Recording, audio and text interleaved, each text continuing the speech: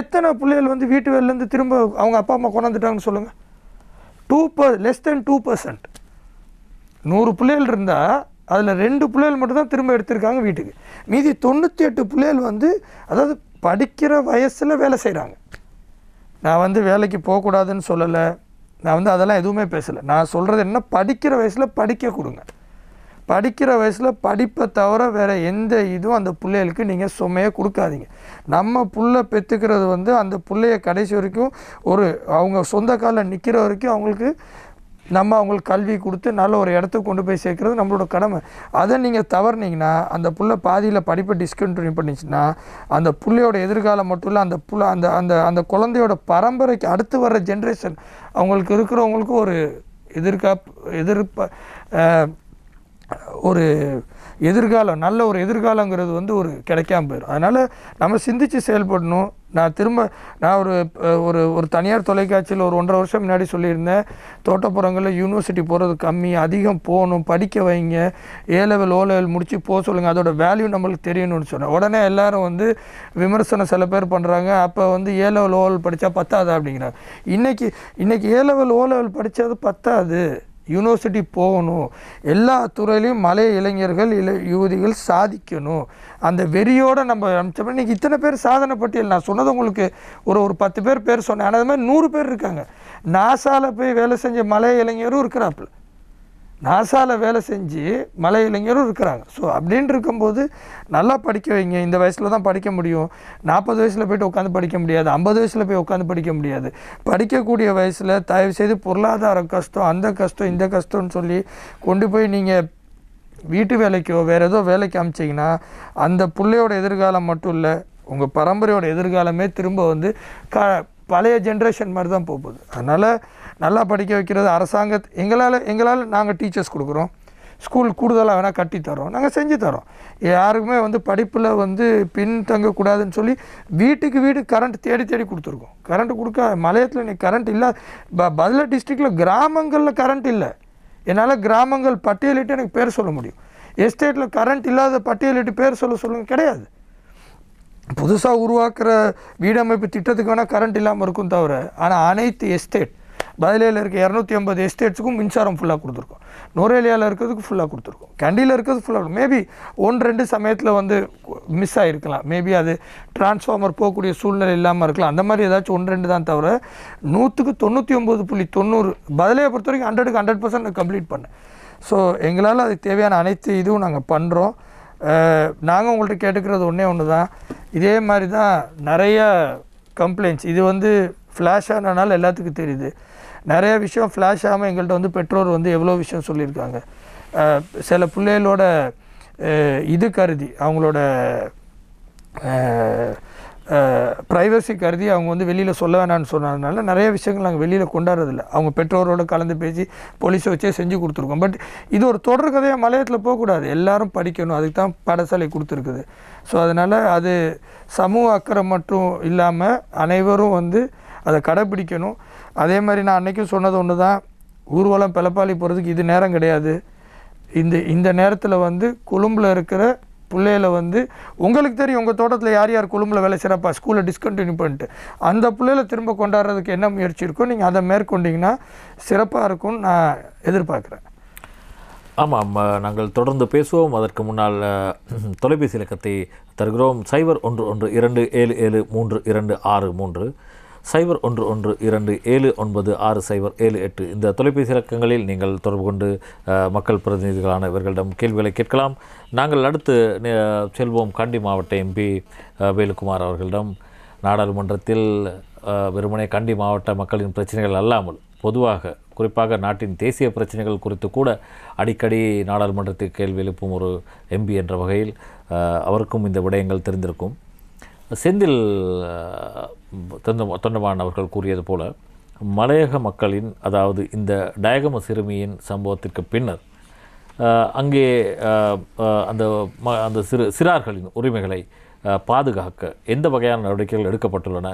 அவர் குறிப்பிட்டது போன்ற பல சம்பவங்கள் இங்கே நடந்திருக்கலாம். ஆனால் இலங்கை தொழிலாளர் காங்கிரஸ் கூட இத்தனை தசாப்த காலம் அங்கே மலையக மக்களை பிரதிநிதித்துவப்படுத்தியிருக்கின்றது. ஒரு எம்பி என்ற வகையில் கடந்த காலங்களில் அந்த சிறார்களின் உரிமைகள் ஏற்றுக்கொள்ளப்படாமல் இருந்ததா அல்லது என்ன நிலைமை அங்கு இருக்கின்றது?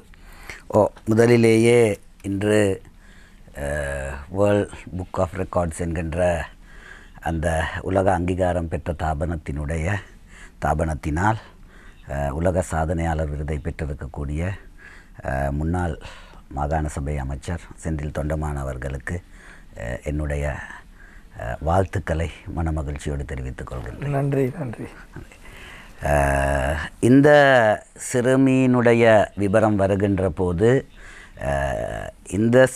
இந்த உயிரிழந்த இந்த சிறுமி தொடர்பாக அவளுடைய அந்த சம்பவம் தொடர்பாக சரியான முறையிலே நீதித்துறை செயற்பட வேண்டும் என்பதில் நாங்கள் மிக தெளிவாக இருக்கின்றோம். அதற்காக மேற்கொள்ள வேண்டிய மக்கள் பிரதிநிதியாக ஒரு சமூகத்தை பிரதிநிதித்துவம் செய்கின்ற பிரதான ஒரு கூட்டணியாக எங்களுடைய அந்த முன்னெடுப்புகளை நாங்கள் கடந்த காலத்திலே நாங்கள் செய்திருக்கின்றோம். ஆனால் இதற்கு முன்னர் இதற்கு பின்னர் என்று பார்க்கின்ற போது இந்த பிரச்சனைகளினுடைய அடித்தளமாக நாங்கள் பார்ப்பது எங்களுடைய சமூகத்தினுடைய செயற்பாடுகளிலே எங்களுடைய சமூக நடவடிக்கைகள் இன்னும் இலங்கையிலே தேசியமயப்படுத்தப்படாமல் இருக்கின்றது. அல்லது இன்னொரு வகையிலே குறிப்பிடுவதாக இருந்தால் அரச பொது நிர்வாகத்திலிருந்து ஒதுக்கப்பட்டிருக்கக்கூடிய ஒரு சமூகமாக எங்களுடைய சமூகம் இருக்கின்றது. அவை இந்த அரச பொது நிர்வாகத்துக்குள் நாங்கள் உள்வாங்கப்பட வேண்டும். அவை அரச பொது நிர்வாகத்திலிருந்து நாங்கள் ஒதுக்கப்பட்டிருப்பதற்கு 2 காரணங்கள் இருக்கின்றது. ஒன்று, 1948ஆம் ஆண்டில் இலங்கை சுதந்திரம் அடைகின்ற போது நாங்கள் சுதந்திரமற்றவர்கள் ஆகின்றோம். அவை எங்களுடைய பிரஜா உரிமை வாக்குரிமை பறிக்கப்படுது. அது முழுமை பெறுவதற்கு நாங்கள் 1980கள் வரை காத்திருக்க வேண்டி வருகின்றது. அந்த இடைவெளியிலே இந்த நாட்டிலே இருக்கக்கூடிய அரச பொது நிர்வாகத்தில் இருக்கக்கூடியவர்கள் அவர்களுடைய வளமையான செயற்பாட்டிலேயே நாங்கள் அதற்குள் இல்லை, நாங்கள் அதிலிருந்து விடுபட்டவர்களாக இருந்து வந்திருக்கின்றோம். அவை அதற்கு பிறகு உள்வாங்கப்பட்ட பிறகு நாங்கள் மிக தீவிரமாக அதனை அடைய வேண்டியிருந்தது.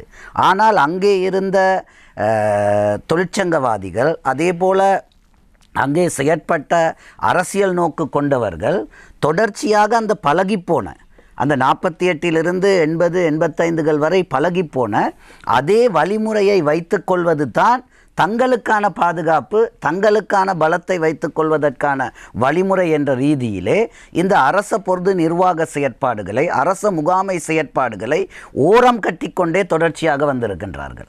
அவை இதற்கு மிக சிறந்த உதாரணம் இருக்கின்றது. அவை ஒரு மலையக தோட்டப்பகுதியிலே சென்று ஒரு பாடசாலை கட்டிடத்தை பார்த்தால் அங்கே பெயர் பலகையிலே இருக்கும் தோட்ட உட்கட்டமைப்பு அமைச்சென்று, அங்கே இருக்கக்கூடிய ஒரு வைத்தியசாலை ஒரு கட்டிடம் பார்த்தால் தோட்ட உட்கட்டமைப்பு அமைச்சு என்று இருக்கும், அங்கே இருக்கக்கூடிய ஒரு தண்ணீர் தாங்கியை பார்த்தால் தோட்ட உட்கட்டமைப்பு அமைச்சு என்று இருக்கும், அங்கே இருக்கக்கூடிய ஒரு வீதியை பார்த்தால் தோட்ட உட்கட்டமைப்பு அமைச்சு என்று இருக்கும், அங்கே இருக்கக்கூடிய ஒரு மலசல கூடத்தை பார்த்தால் அதிலும் தோட்ட உட்கட்டமைப்பு அமைச்சு என்று இருக்கும்.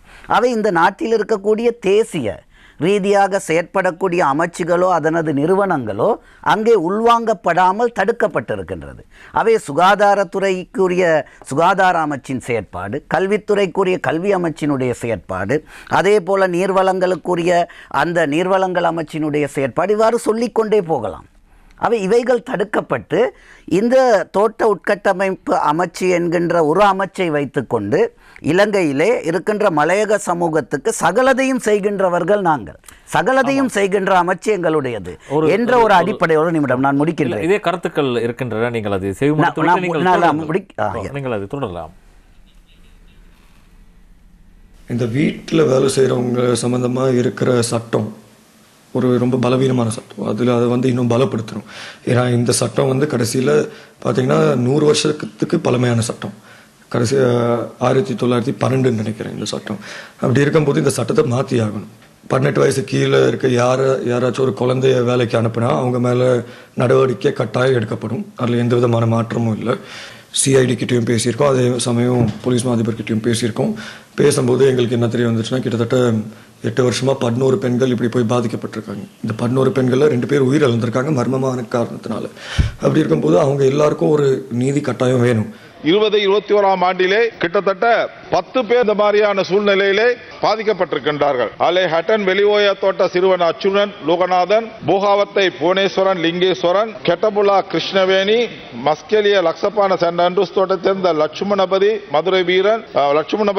மதுரை வீரன் ஜீவராணி, நூல் கந்திர தோட்டத்தை சேர்ந்த ராமையா குமுதினி, தலவாக்கலை மில்டன் தோட்டத்தை சேர்ந்த ஆனந்தன் நந்தினி, பதுளையை சேர்ந்த சிறுமி ஒருவர் பாலியல் வன்முறை கொடுத்து கொலை செய்யப்பட்டிருக்கின்றார். 9வது நாவலப்பட்டி பகுதியிலே அறங்கலை பகுதியிலே கடந்த வாரம் 13 வயதான ஒரு மகள் துஷ்பிரயோகம் செய்யப்பட்டு ஆஸ்பத்திரியில் அனுமதிக்கப்பட்டிருக்கின்றார். இவ்வாறு மலையகத்திலே இந்த துஷ்பிரயோகங்கள் நடப்பதற்கு காரணம் அந்த பகுதியிலே இருக்கின்ற மக்களுடைய வறுமை என்று சொன்னாலும் கூட, கொழும்பிலே வந்து இந்த வர்த்தகர்கள் இவ்வாறான செயல்களை செய்வதை அமைச்சர் அவர்கள் தடை செய்ய வேண்டும். இலங்கை முழுவதுமே இங்கே வாழக்கூடிய அனைத்து சமூகங்களுமே இன்று பெண்கள் சிறுவர்களினது பாதுகாப்பு தொடர்பாக ஒரு மாற்று சிந்தனையை அல்லது முன்னோக்கிய ஒரு ஏற்பாட்டை செய்ய வேண்டிய கடப்பாட்டுக்கு உட்படுத்தப்பட்டிருக்கின்றோம். ஒவ்வொரு பிரதேச செயலக பிரிவுகளிலும் இந்த சிறுவர்களினது பாதுகாப்பு, பெண்களினது பாதுகாப்பு அபிவிருத்தி தொடர்பாக குறைந்தபட்சம் 5 அதிகாரிகள் செயற்படுகின்றார்கள். நுவரெலிய மாவட்டம் தான் பெருந்தோட்டத்துறை மிக அதிகமானது. இருக்கின்ற அதிகாரிகளுக்கு தங்களுடைய பணிகளை மக்கள் மத்திக்கு கொண்டு செல்ல முடியாததால் அந்த பகுதிகளிலே இந்த துஷ்பிரயோகங்கள் மிக அதிகமாக இருக்கின்றது. ஆமாம் எம்பி அவர்களே, நீங்கள் தொடரலாம் உங்களது கருத்துக்களை. அவே நாங்கள் இந்த மலையக பெருந்தோட்ட பகுதிகளை எடுக்கின்ற போது அவே எங்களுடைய பிரஜா உரிமை அதே போல் வாக்குரிமை இல்லாததால் இழந்திருந்தோம். வாக்குரிமை பிரஜா உரிமை பெற்ற பிறகும் அது முழுமை பெறாமல் வெற்றான பிரஜா உரிமையாக அதற்கு பிறகு ஒரு 3 தசாப்த காலங்கள் தொடர்ந்திருக்கின்றது. அவை அரசினது பிரதான அந்த அரச நிர்வாக செயற்பாடுகள் இந்த தோட்டத்துக்குள் வராமல் தடுக்கப்பட்டிருக்கின்றது. ஒரு பக்கம் அரசு அதனை ஒரு கவனத்திற்கொள்ளாது கைவிட்டு கொண்டு செல்லுகின்ற போது, பெருந்தோட்டத்துறை சார்ந்த நிறுவனங்கள் அதனை தமக்கு சாதகமாக பயன்படுத்துகின்ற போது, மலையக சார்ந்த அரசியல் தலைமைகளும் அதனை தங்களுக்கு சாதகமாக ஒரு தொழிற்சங்கம் சார்ந்த அந்த தொழிற்சங்க கட்டுப்பாட்டுக்குள் இருக்கக்கூடிய அரசினது ஏனைய இருக்கக்கூடிய பிரிவினர்கள் இந்த தோட்டங்களுக்கு உள்வருவதை தடுத்து கொண்டு வந்திருக்கக்கூடிய நிலைமையினால் அரச நிர்வாகத்துறையினது விரிவாக்கம் இந்த பகுதிகளிலே இடம்பெறாமலும், அந்த அரச நிர்வாகத்துறையினது விரிவாக்கத்தினூடாக கிடைக்க வேண்டிய சலுகைகளாக இருக்கலாம், பாதுகாப்பாக இருக்கலாம், உரிமையாக இருக்கலாம், அவைகள் எங்களுடைய மக்களுக்கு கிடைக்கப்பெறாமல் போயிருக்கின்றது. அவை இந்த இடம் மிக முக்கியமானது. அவை இதிலே நாங்கள் எடுப்போமாக இருந்தால், உதாரணமாக நுவரெலிய மாவட்டத்திலே நுவரெலிய பிரதேச செயலகம், அமுகமுவ பிரதேச செயலகம் இலங்கையிலே இருக்கின்ற மிகப்பெரிய 2 பிரதேச செயலகங்கள். நான் மிகப்பெரியது என குறிப்பிடுவது 1 லட்சத்திற்கு அதிகமான சனத்தொகையை கொண்டிருக்கின்றது. அவை இந்த 1 லட்சத்துக்கு அதிகமான சனத்தொகையை கொண்டிருக்கக்கூடிய இந்த பிரதேச செயலகத்திலே சிறுவர் பாதுகாப்பு தொடர்பாக 2 உத்தியோகத்தர்கள் இருக்கின்றார்கள். பெண்கள் அது சார்ந்த அவர்களினுடைய செயற்பாட்டுக்கு 3 உத்தியோகத்தர்கள். அவை மொத்தம் 5 உத்தியோகத்தர்கள். அதே போல 15,000 மக்கள் தொகையை கொண்ட 25,000 மக்கள் தொகையை கொண்ட பிரதேச செயலகம் ஒன்றிலும் இதே 5 உத்தியோகத்தர்கள். அவை இப்போ மிக இலகுவாக நாங்கள் புரிந்து கொள்ளலாம் எவ்வாறு இந்த அதிகாரிகளால் இந்த இவ்வளவு பரந்த இவ்வளவு சனத்தொகைக்குள் செயற்பட முடியும் என்பது. இது 1வது காரணி. அவை மிக நீண்ட காலமாக எங்களுக்கு இருந்த அரசியல் பலத்தை பயன்படுத்தி பெற வேண்டிய அரச நிர்வாக விரிவாக்கத்தினை, அந்த அதிகார பரவலாக்கத்தினுடைய நன்மையினை அடைய நாங்கள் தவறி இருக்கின்றோம். ஆனால் 2015க்கு பிறகு நல்லாட்சியிலே தமிழ் முற்போக்கு கூட்டணியாக இந்த நுவரெலிய மாவட்ட பிரதேச செயலகங்களை அதிகரிப்பதற்குரிய முன்மொழிவுகளை செய்து அது அரச வர்த்தமானியில் இடப்பட்டு 2019 ஆகின்ற போது இன்னும் அது கிடப்பில் இருந்து கொண்டிருக்கின்றது. அவை இது முன்னெடுக்கப்பட வேண்டிய விடயம். இது முன்னெடுக்கப்பட வேண்டும். முன்னெடுக்கின்ற போது அந்த அதிகாரிகளின் அதிகரிப்பு ஏற்படும். அவை இப்போது கூட துரிதஷ்டவசமாக இந்த நிகழ்வு வெளிவந்தவுடன் தோட்ட உட்கட்டமைப்பு ஒரு அறிவித்தலை விடுகின்றது. நாங்கள் சிறுவர் பாதுகாப்பு தொடர்பாக குழுக்களை அமைக்கப் போகின்றோம். பிரஜாசக்தியினூடாக நாங்கள் குழுக்களை அமைக்கின்றோம். பிரஜாசக்தியிலே இருக்கக்கூடிய ஒரு உத்தியோகத்தருக்கு சிறுவர் பாதுகாப்புக்கும் இருக்கக்கூடிய தொடர்பு என்ன? அவர்களால் சிறுவர் பாதுகாப்பு தொடர்பாக இயங்கக்கூடிய சட்ட ரீதியாக இருக்கக்கூடிய வரையறை என்ன? அவை அந்த முதலிலே குறிப்பிட்ட அந்த வரலாற்றில் இருந்து இருக்கக்கூடிய அந்த அடிப்படை தன்மை, அவை இங்கே கோவிட் தொற்று வருகின்ற போது ஜனாதிபதி கோவிட் தடுப்பு தொடர்பான செயலணி ஒன்றை அமைக்கின்றார். ஜனாதிபதி அமைக்கின்ற போது தோட்ட உட்கட்டமைப்பு அமைச்சு சொல்கின்றது பெருந்தோட்டத்துறைக்கு நாங்களும் ஒரு கோவிட் செயலணி அமைக்கின்றோம் என. இது இது இது இது ஒரு நகைச்சுவையாக இல்லை. தேசிய ரீதியாக அமைக்கப்பட்டு ஜனாதிபதி தலைமை வகிக்கின்ற கோவிட் தடுப்பு செயலணியே ஆக்சிஜன் இல்லாமல் மூச்செடுக்க முடியாமல் இன்று தடுமாறிக்கொண்டு நாட்டிலே இருக்கின்ற மக்களை கொள்ளுகின்ற நிலைக்கு தள்ளப்பட்டிருக்கிறது. அவை இத்தகைய ஒரு நிலையிலே இந்த தொட்டதுக்கெல்லாம் நாங்கள் பார்த்து கொள்கின்றோம் என்பது அல்ல. அது அல்ல அவர்களுடைய வேலை. அவர்கள் இந்த அரசாங்கத்திலே அது தொடர்பாக என்ன குறிப்பிடணும்? தேசிய மட்டத்திலே இயங்குகின்ற கோவிட் தடுப்பு செயலணியிலே விசேடத்துவமான ஒன்றினை மலையக பகுதிகளுக்கு உருவாக்கப்பட வேண்டும். அதே போல இந்த இருக்கின்ற பிரதேச செயலகங்களிலே இந்த மாவட்ட மட்டத்திலே இருக்கின்ற இந்த அரச நிர்வாகத்துக்குள் விசேட அதிகாரிகள் இந்த மலையக பிரதேசம் தொடர்பாக சிறுவர் பெண்கள் பாதுகாப்புக்கு உருவாக்கப்பட வேண்டும். அதற்கு நியாயமான காரணம் இருக்கின்றது. என்ன நியாயமான காரணம்? ஒரு அதிகாரியால் எங்களுக்கு சாதாரணமாக தெரியும் தோட்டப்பகுதிகளுக்கு செல்வது எவ்வளவு கடினமானது என்பது. அவை அதிகாரிகளை குறை சொல்ல இயலாது. அவை இந்த அதிகாரிகள் இன்று கேபினட்டில் இருக்கக்கூடிய எத்தனை அமைச்சர்கள் இந்த தோட்டப்பகுதிகளுக்கு சென்றிருப்பார்கள்? தோட்டப்பகுதியிலே இருக்கக்கூடிய இன்றல்ல கடந்த அரசாங்கத்தில் இருந்த கேபினட்டும் அவ்வாறு தான். தோட்டப்பகுதியில் இருக்கக்கூடிய அடிப்படை பிரச்சனைகள் எத்தனை பேருக்கு தெரிந்திருக்கும்? தெரியாது. அவை இந்த அதுக்கு காரணம் சென்றடைவது அக்சஸ் வழி மிக கடினமானதாக இருக்கின்றது. அவை அதிகாரிகளை குறை சொல்லி பயனில்லை. அவை நாங்கள் ஒரு விசேடமாக அந்த தோட்டப்பகுதிகளுக்கென உருவாக்குவோமாக இருந்தால் அவர்களுடைய முழு கவனம் அங்கே தான் இருக்கும். அவை இந்த இடத்தில் நாங்கள் கவனம் செலுத்த வேண்டும். அதற்கு அப்பால் சமூகம் என்ற ரீதியிலே தோட்ட உட்கட்டமைப்பு அமைச்சாக இருக்கலாம், பிரஜாசக்தியாக இருக்கலாம், செந்தில் தொண்டமான் அவர்களாக இருக்கலாம், வேலுக்குமாராக இருக்கலாம், நீங்களாக இருக்கலாம். நாங்கள் வாலண்டியராக நாங்கள் அது தொடர்பாக சமூக அக்கறையோடு நாங்கள் போய் எல்லாம் செயற்பட முடியும். ஆனால் நாங்கள் பிரதானமாக புரிந்து கொள்ள வேண்டும், நாங்கள் இந்த நாட்டினுடைய பிரஜை, நாங்கள் இந்த நாட்டிலே ஒரு அங்கீகாரம் பெற்ற சமூகம். ஆகவே இந்த அரசாங்கத்திலிருந்து கிடைக்கக்கூடிய அந்த உரித்தை எங்களுடைய மக்களுக்கு நாங்கள் கொண்டு செல்ல வேண்டும். அதனை 2015 நாங்கள் மிக தெளிவாக செய்தோம். அதுக்கு பல உதாரணங்களை எடுத்து சொல்ல முடியும். ஆகவே இந்த சம்பவத்துக்கு பிறகும் இதனை ஒரு குறுகிய வட்டத்துக்குள் எடுக்காமல் பரந்த வட்டத்திலே நோக்கி தூர பார்வையோடு பார்த்து நிலையான நிரந்தரமான ஒரு தீர்வை பெறக்கூடிய வழிமுறைக்கு செல்ல வேண்டும். அதற்கு முதலிலே அரசாங்கத்தில் இருக்கக்கூடியவர்கள் இன்று அந்த வர்த்தமானியில் அறிவித்து நுவரெலியா மாவட்டத்திலே விரிவாக்கம் செய்யப்படாதிருக்கின்ற பிரதேச செயலகங்களை விரிவாக்கம் செய்வதற்கு நடவடிக்கை எடுக்க வேண்டும். 2 பெருந்தோட்ட பகுதிகள் உள்ள பகுதிகளிலெல்லாம் சிறுவர் பெண்கள் பாதுகாப்பு தொடர்பான விசேட அதிகாரியை நியமிப்பதற்கு பெருந்தோட்டத்துறைக்கான ஏற்பாடுகளை மேற்கொள்ள வேண்டும். அதற்கு சமாந்தரமாக நாங்கள் சுய ஆர்வத்தோடு ஏனைய செயற்பாடுகளை நாங்கள் மேற்கொள்ள முடியும். ஆமாம், நான் அதற்கு கருத்துக்களை கூறும்போது செந்தில் தொண்டமானவர்கள் நீங்களே அதற்கு பதிலை கூறிவிட்டால் நன்றாக இருக்கும். கௌரவ பாராளுமன்ற உறுப்பினர் வேலுக்குமார் அவர்களுக்கு முதல்ல எனக்கு வாழ்த்து சொன்னதுக்கு அவருக்கு என்னோட நன்றிகளை தெரிவிச்சுக்கிறேன்.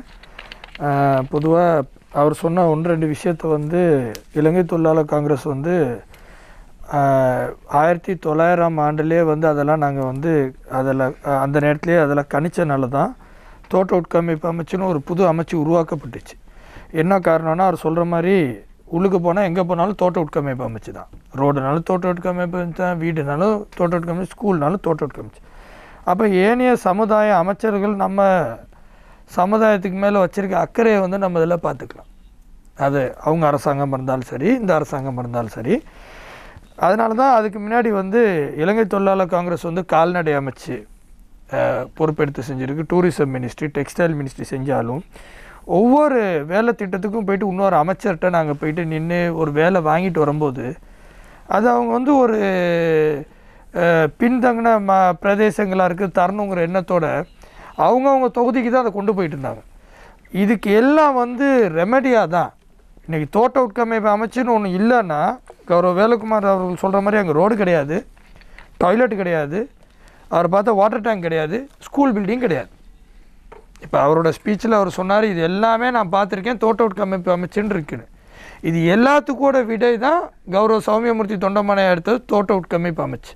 இந்த தோட்ட உட்கமைப்பு அமைச்சுன்னு ஒன்று உருவாக்குனா தான் நம்ம போயிட்டு சுகாதார அமைச்சர்கிட்ட போய் கெஞ்சிக்கிட்டு இருக்க தேவையில்ல, எங்களுக்கு இது கட்டி கொடுங்கன்னு, ஹாஸ்பிட்டல் பில்டிங் கல்வி அமைச்சர்கிட்ட போய் கெஞ்சிக்கிட்டு இருக்கிறதால ஸ்கூல் பில்டிங் கட்டி கொடுன்னு, ரோட் மினிஸ்டர்கிட்ட போயிட்டு கெஞ்சிக்கிட்டு இருக்கிறதால ரோடு போட, ஏன்னா செய்யறதுக்கு ரெடியாக இல்லாத ஒரு ஆள் உண்மைக்குமே தூங்குனா எழுப்பலாம், தூங்குற மாதிரி நடிக்கிற ஆளை போய் எழுப்ப முடியாது. எத்தனை அமைச்சு கதவை தட்டி எத்தனை வாட்டி காத்துக்கிட்டு இருக்குது.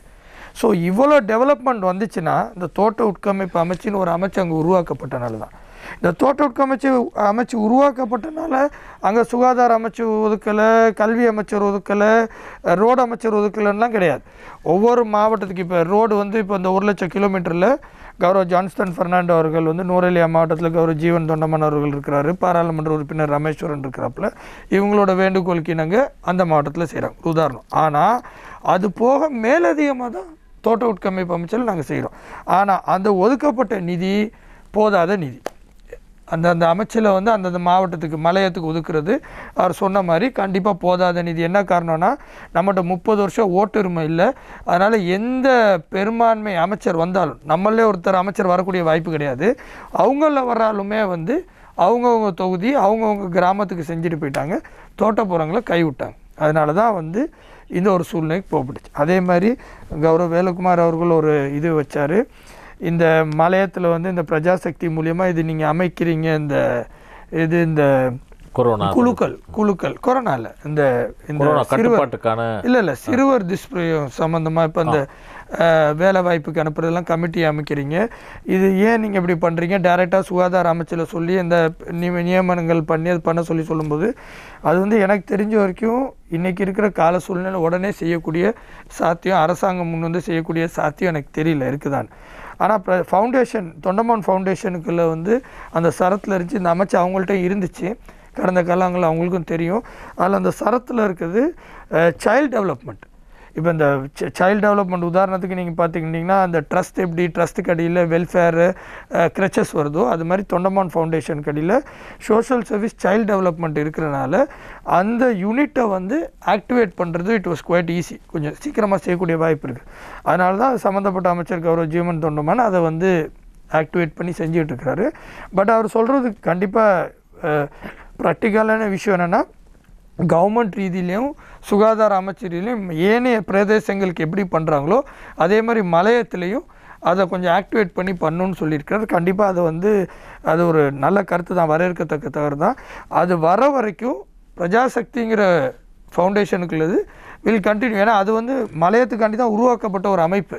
ஸோ அந்த அமைப்பு உடைச்ச government it's semi government organisation, மினிஸ்ட்ரிக்கு அடியில் அண்டர் த மினிஸ்ட்ரி பர்வியூவில் இருக்குது. ஸோ இதோட ஹெட் வந்து மினிஸ்ட்ரி செக்ரட்டரி இருக்கிறாரு, அஃபிஷியல் செக்ரட்டரி. ஸோ அது ரீதியில் அரசாங்க ப்ரோக்ராம் என்னென்ன இதில் இம்ப்ளிமெண்ட் பண்ணுறாங்களோ ஹெல்த் மினிஸ்ட்ரியை அதை நம்ம பிரஜாசக்தி ஊடாக மலையத்தில் இம்ப்ளிமெண்ட் பண்ணி வி வில் டேக் ஃபார்வர்ட். தொலைபேசி அழைப்புகளும் வந்த வண்ணம் உள்ளன. அதற்கு முதல் நாங்கள் வேலுக்குமார் எம்பி அவர்களிடம் சென்று விட்டு வருவோம். 1000 ரூபாய் சம்பள அதிகரிப்பு மலையத்தில் நடந்திருக்கின்றது. நான் நினைக்கின்றேன் உங்களது நல்லாட்சி காலத்தில் கூட அந்த சம்பள அதிகரிப்பு குறித்து பேசப்பட்டது. ஆனால் ஒரு 50 ரூபாய் அதிகரிப்புக்கு கூட நீங்கள் உள்ளே முரண்பாடு கடுமையாக இருந்தது. ஒரு கட்டத்தில் எனக்கு தெரிய உங்களது முற்போக்கு கூட்டணி தலைவர்களில் ஒருவரான திகாம்பரம் கூட அமைச்சு பதவியை ராஜினாமா செய்வதற்கான ஒரு ஏற்பாடுகள் கூட இருந்தன. ஆனால் இப்போதுள்ள அந்த 1000 ரூபாய் சம்பள அதிகரிப்பு உங்களுக்கு திருப்தியை தருகின்றதா? 2 கேள்விகள் இருக்கின்றது. ஒன்று, என்னுடைய நான் முன்வைத்ததுக்கு செந்தில் அவர்கள் பதிலளித்திருந்தார். மிக தெளிவாக ஒரு விடயம் எனக்கு வந்து தெரியுது. என்னென்னா வந்து அவருக்கு விஷயம் விளங்குது, அவர் விளங்காதவர் அல்ல, விளங்கிட்டும் அதனை சமாளிப்பதற்கான ஒன்றை முன்வைக்கிறார். அது செய்ய வேணான்னு கேட்குறேன். என்னென்னா, நான் சொன்னது தோட்ட உட்கட்டமைப்பு அமைச்சை ஒன்றை வைத்துக்கொண்டு தேசிய அமைச்சுகள் எதனையும் உள்வர விடாமல் தடுத்து நிறுத்தி கொண்டது இருந்ததனால் நாங்கள் தேசிய இந்த இந்த இந்த அரச பொது நிர்வாகத்துக்குள் இருந்து தள்ளி வைக்கப்பட்டிருக்கிறோம். இல்லை, அதில் ஒரு திருத்தம். அதில் அவர் சொல்கிறார் ஏனைய அமைச்சுகளில் இருந்து பெறுவதற்குரிய வலு இருக்கவில்லை என்பது பின்னடைவானது. நான் ஒரு உதாரணம் சொல்கின்றேன். நாங்கள் 4.5 வருடம் தான் ஆட்சியில் இருந்திருக்கின்றோம். கண்டியிலே நீங்கள் போய் பார்க்க முடியும். கல்வி அமைச்சினூடாக 1100 மில்லியனுக்கு அதிகமான அளவு நிதி ஒதுக்கீட்டில் பாடசாலை கட்டி இருக்கின்றோம். மன்னிக்கவும், அந்த தொலைபேசி அழைப்பு மீண்டும் வந்துள்ளது. ஒரு நிமிடம். வணக்கம், நாங்கள் மதுசும தினேஷ் பேசுகிறேன். கேளுங்க. லுணுகலை பிரதேச சபையில ஒரு தமிழர் தலைமைத்துவ பதவியை ஏற்கும் சந்தர்ப்பத்துல உங்கள் கட்சி பிரதிநிதிகள் உறுப்பினர்கள் எடுக்கப்பட்ட வாக்கெடுப்புல அவரை தோல்வியடைய செய்தார்கள். அதற்கான காரணத்தை அவர்கிட்ட கேட்கணும். ஆமாம், நீங்கள் அதுக்குரிய பதிலை, நன்றி ஐயா, உங்களது கேள்விக்கு நீங்கள் பதிலை கூறினால் அதுக்கு பிறகு நாங்கள் இவரிடம். அது அவங்க அந்த எந்த கட்சியில் போட்டிக்கிட்டாங்களோ அந்த கட்சியில் தானே கேட்கணும். நாங்கள் போட்டிக்கிட்ட கட்சிக்கு தான் நாங்கள் ஆதரவு கொடுக்க முடியும். இப்போ நாங்கள் போட்டிக்கிட்ட கட்சியில் இலங்கை தொழிலாளர் காங்கிரஸ்க்கு உபத்தலைவரும் தலைவர் பதவி போட்டுவ கட்சி, அதிகமான வாக்குகள் பெற்ற போட்டுவ கட்சிக்கும் வழங்கப்பட்டுச்சு. அப்படின்னு இருக்கும்போது எங்களோட சீட்டை விட்டு கொடுத்துட்டு இன்னொரு ஆளுக்கு சீட்டு கொடுக்கறதுக்கு அரசியல் யாரும் பண்ணலையே. அப்படி இருக்கும்போது அவர் வெற்றி பெறாதது அவர் கேட்ட கட்சி ஒரு காரணம். ஸோ அவர் இது இந்த பக்கம் வெற்றி பெற கட்சியில் கேட்டிருந்தா கண்டிப்பாக அவருக்கு அந்த வாய்ப்பு கிடைச்சிருக்கும். அதே மாதிரி இப்போ நான் இந்த சைடில் பதில மாவட்டத்தில் பாராளுமன்றத்தில் நான் கிட்டத்தட்ட 40,000 ஓட்டு எடுத்திருக்கேன். என்னோடய ஓட்டு கம்மியாக எஸ்ஜேபியில் 34,000 ஓட்டு எடுத்த பண்டாரவில் இருக்க பாராளுமன்ற உறுப்பினர் இருக்கிறாரு. அந்த கட்சியில் இருக்க தமிழ் எம்பி அவரை விலக சொல்லிட்டு என்ன கொடுப்பாங்களா? கொடுக்க மாட்டாங்க தானே. ஸோ அதனால் என்னோட நேரம் நான் போட்டி போட்ட கட்சியில் வரக்கூடிய சூழ்நிலை இல்லை. அது மாதிரி அவரோட நேரம் ஒரு போட்டி போட்ட கட்சியில் சூழ்நிலை வரக்கூடிய வாய்ப்பு இல்லை. அடுத்த பையனை சிடபிள்யூசியோட சேர்ந்து போட்டி போட்டாங்கன்னா ஒரு வேலை வாய்ப்பு இருக்கும் அவருக்கு வர்றதுக்கு. ஆமாம், நன்றி செந்தில் திருமணம் அவர்களே. வேலுக்குமார் எம்பி, நீங்கள் தொடரலாம் உங்களது பதிலை. அவே நாங்கள் பேசிக்கொண்டிருந்தது ஒரு அமைச்சை வைத்துக்கொண்டு ஏனைய எல்லாவற்றையும் ஓரம் கட்டிவிட்டு நாங்கள் தான் இந்த பகுதிக்கு வேறு யாரும் வர வேண்டிய அவசியம் இல்லை என்ற ரீதியிலே எங்களுக்கு கிடைக்க வேண்டிய உரித்துகள் தவறவிடப்பட்டிருக்கின்றது, தடுத்து நிறுத்தப்பட்டிருக்கின்றது குறுகிய தொழிற்சங்க அரசியல் இந்த நோக்கம் கருதி. அவே ஏனைய அமைச்சுகளிலிருந்து நாங்கள் பெறுவது கடினம் அல்லது ஏனைய அமைச்சுகள் எங்களை பார்க்க மாட்டார்கள் என்பது ஒரு அரசியல் ரீதியான இயலாமையை காட்டுகின்றது. அவை ஒரு உதாரணம் தான் சொன்னேன். கடந்த 4.5 வருட காலப்பகுதியிலே கண்டி மாவட்டத்திலே கல்வி அமைச்சினூடாக மட்டும் 1100 மில்லியனுக்கு அதிகமான தொகையிலே பாடசாலைகள் நாங்கள் அபிவிருத்தி செய்திருக்கின்றோம். அவே பார்க்கலாம். இதே போல சுகாதார அமைச்சாக இருக்கலாம், நீர்வளங்களாக. இன்னொரு உதாரணம் குறிப்பிடுகின்றேன். பெருந்தோட்டத்துறையிலே அது கண்டியாக இருக்கலாம், பதுளையாக இருக்கலாம், நூரெலியாவாக இருக்கலாம், பெருந்தோட்டங்கள் இருக்க பகுதிகளிலே எத்தனை பெருந்தோட்டங்களில் சுத்திகரிக்கப்பட்ட குடிநீர் கிடைக்கப்பெறுகின்றது. பெருந்தோட்டத்துறையில் வாழுபவர்கள் கண் முன்னால் பார்த்து கொண்டிருக்கக்கூடிய அவர்களுடைய நீர்வளத்திலிருந்து வாட்டர் சோர்ஸ் அங்கே இருந்து எடுக்கப்பட்டு அங்கே சுத்திகரிக்கப்பட்டு அவை நகரங்களுக்கு கொண்டு செல்லப்படுகின்றது. ஆனால் எங்களுடைய மக்கள் இன்றும் அங்கே அந்த சிறு ஓடைகளில் வழிந்தோடுகின்ற அந்த சுத்திகரிக்கப்படாததைத்தான் பயன்படுத்த. இதற்கு காரணம் என்ன? தேசிய நீர்வளங்களுக்குரிய அந்த பொறுப்பான அமைச்சு, அதனது செயற்பாடுகள் அவர்கள் நினைக்கின்றார்கள் என்று இது எங்களுக்குரியது இல்லை என்று.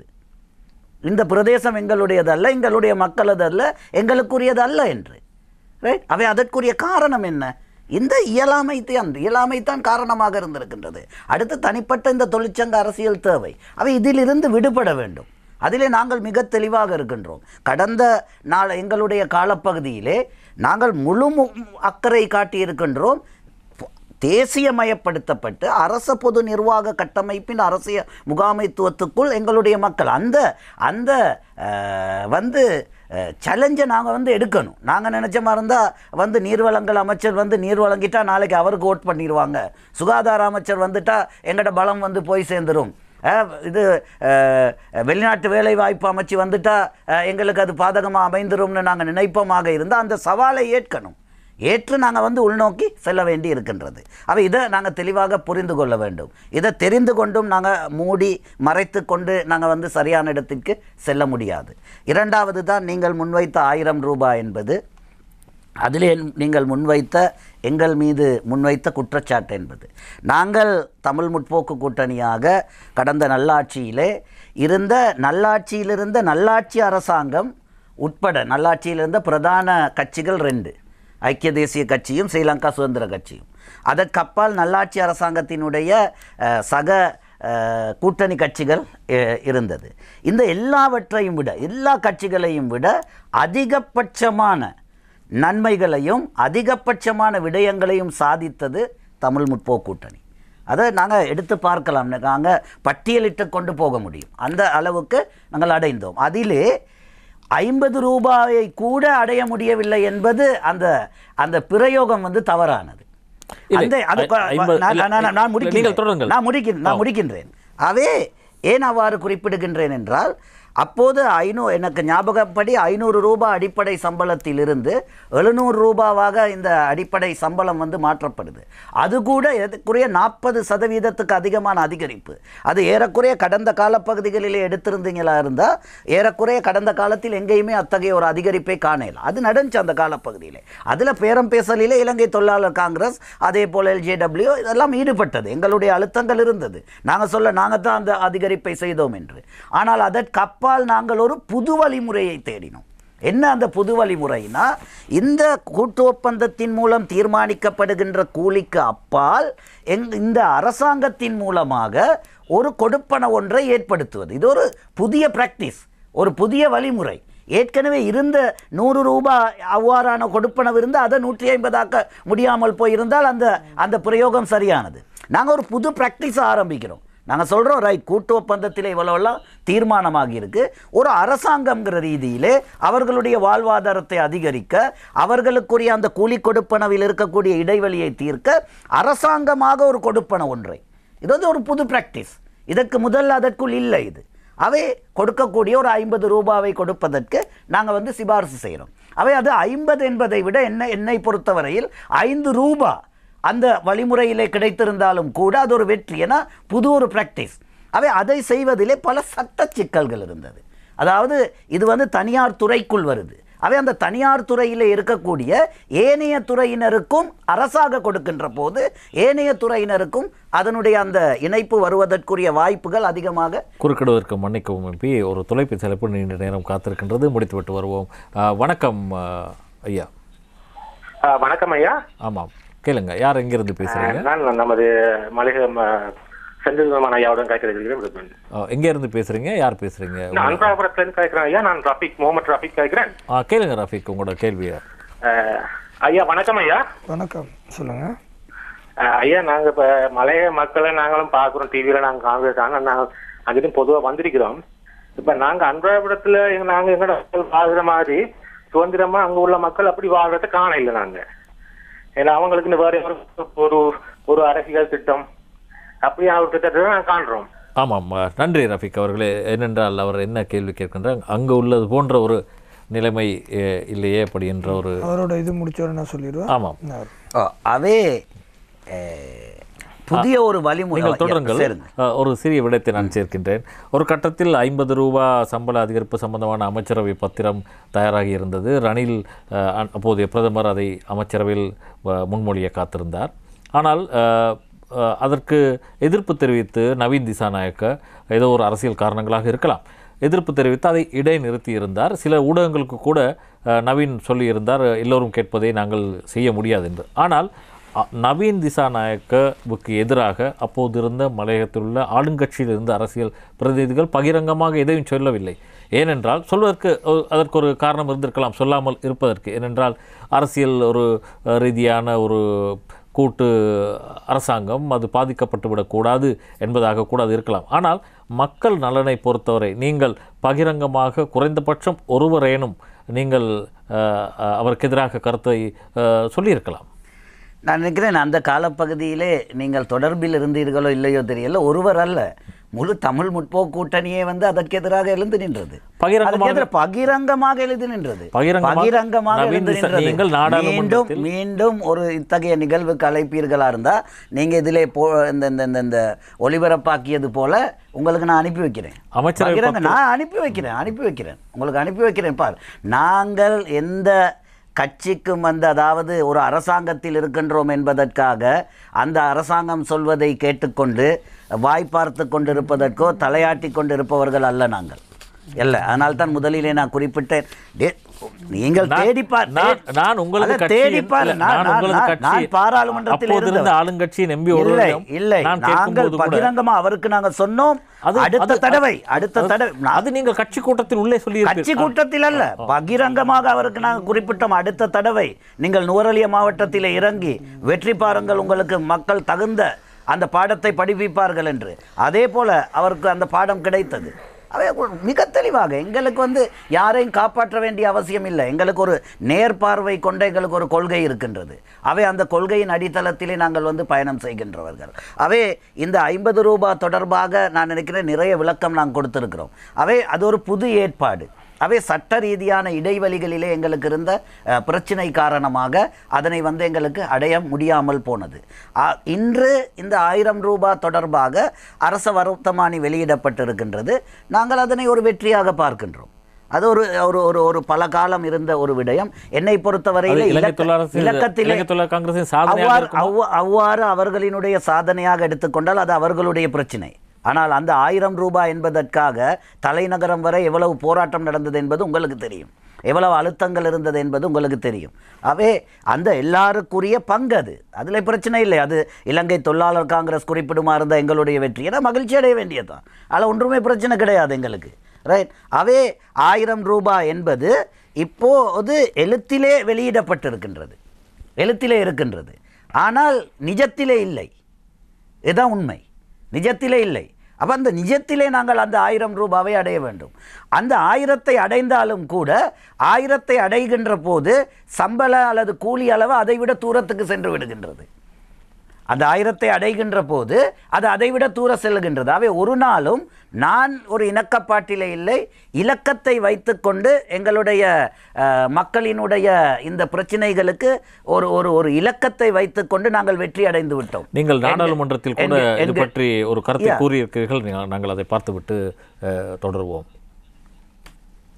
சம்பள கட்டளை சபைகள் அந்த விதிமுறைகளுக்கு அமைய வேலை நாட்களும் குறிப்பிடப்பட வேண்டும். இன்று அந்த வேலை நாட்கள் தவறவிடப்பட்டிருப்பதன் காரணமாக அந்த துறை சார்ந்த கம்பெனிகளானது அதனை தமக்கு சாதகமாக பயன்படுத்தி கொண்டு தொழிலாளர்களுக்கு போதிய நாட்கள் வேலை வழங்காமையும், அதே போல அரச வர்த்தமானியின் நிபந்தனைகளை மீறி இந்த தொழிற்துறையிலே இருக்கக்கூடிய நிறுவனங்களானது நிபந்தனைகளை விதிப்பதையும் இன்று நாங்கள் காணக்கூடியதாக இருக்கின்றது. ஆகவே இன்று தொழிலாளர்களினுடைய இந்த சம்பள பிரச்சனையானது மரத்திலிருந்து விழுந்தவரை மாடுமுற்றும் நிலைக்கு தள்ளப்பட்டிருக்கின்றது என்பதை ஞாபகப்படுத்த வேண்டும்.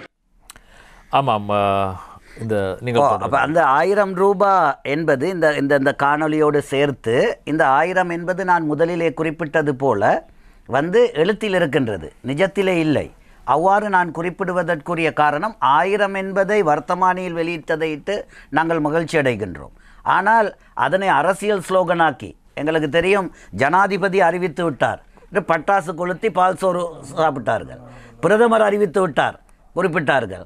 பாதீட்டிலே அறிவித்து விட்டார், குறிப்பிட்டார்கள். வர்த்தமானியிலே வெளியிட்டு விட்டார், குறிப்பிட்டார்கள். ஆனால் இன்னும் கைக்கு வந்து சேரவில்லை. இதான் உண்மை. அவை இதிலே மிக தெளிவாக ஒன்றை புரிந்து கொள்ள வேண்டும், ரைட். இந்த அரச வர்த்தமானியில் வெளியிட்டதை மகிழ்ச்சி அடைகின்றோம், இந்த அரசாங்கம் செய்திருக்கின்றது. வெற்றியாக இருந்தாலும் அந்த வெற்றியை முழுமைப்படுத்துவதற்குரிய வேலை திட்டங்களை ஆளும் தரப்பில் இருக்கக்கூடியவர்களும் சம்பந்தப்பட்டவர்களும் செய்தார்களா என்ற கேள்வி வந்து இருக்கின்றது.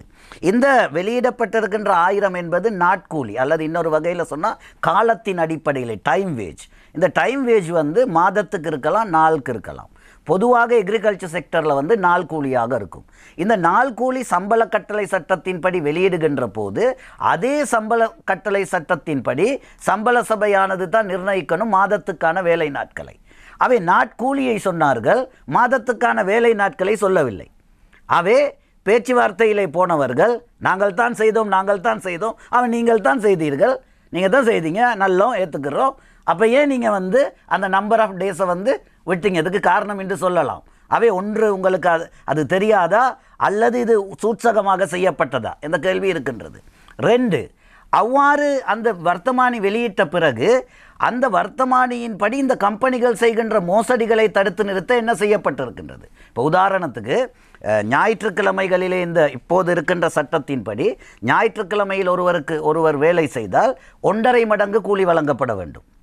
ஞாயிற்றுக்கிழமை வேலை செய்தால். இப்போ சிலர் சொல்ல பார்க்குறாங்க இந்த சம்பள சபைக்கு சென்றதால் தான் இன்று குழப்பம் சொல்லி இதனை பிழையாக திசை திருப்பி சிலரால் இப்போ இலங்கை தொழிலாளர் காங்கிரஸின் பொதுச் செயலாளர் முந்திக் கொண்டு போய் சொல்கிறாரு, இல்லை இது சரி வராது, நாங்கள் கூட்டு ஒப்பந்தத்துக்கு போகணும்.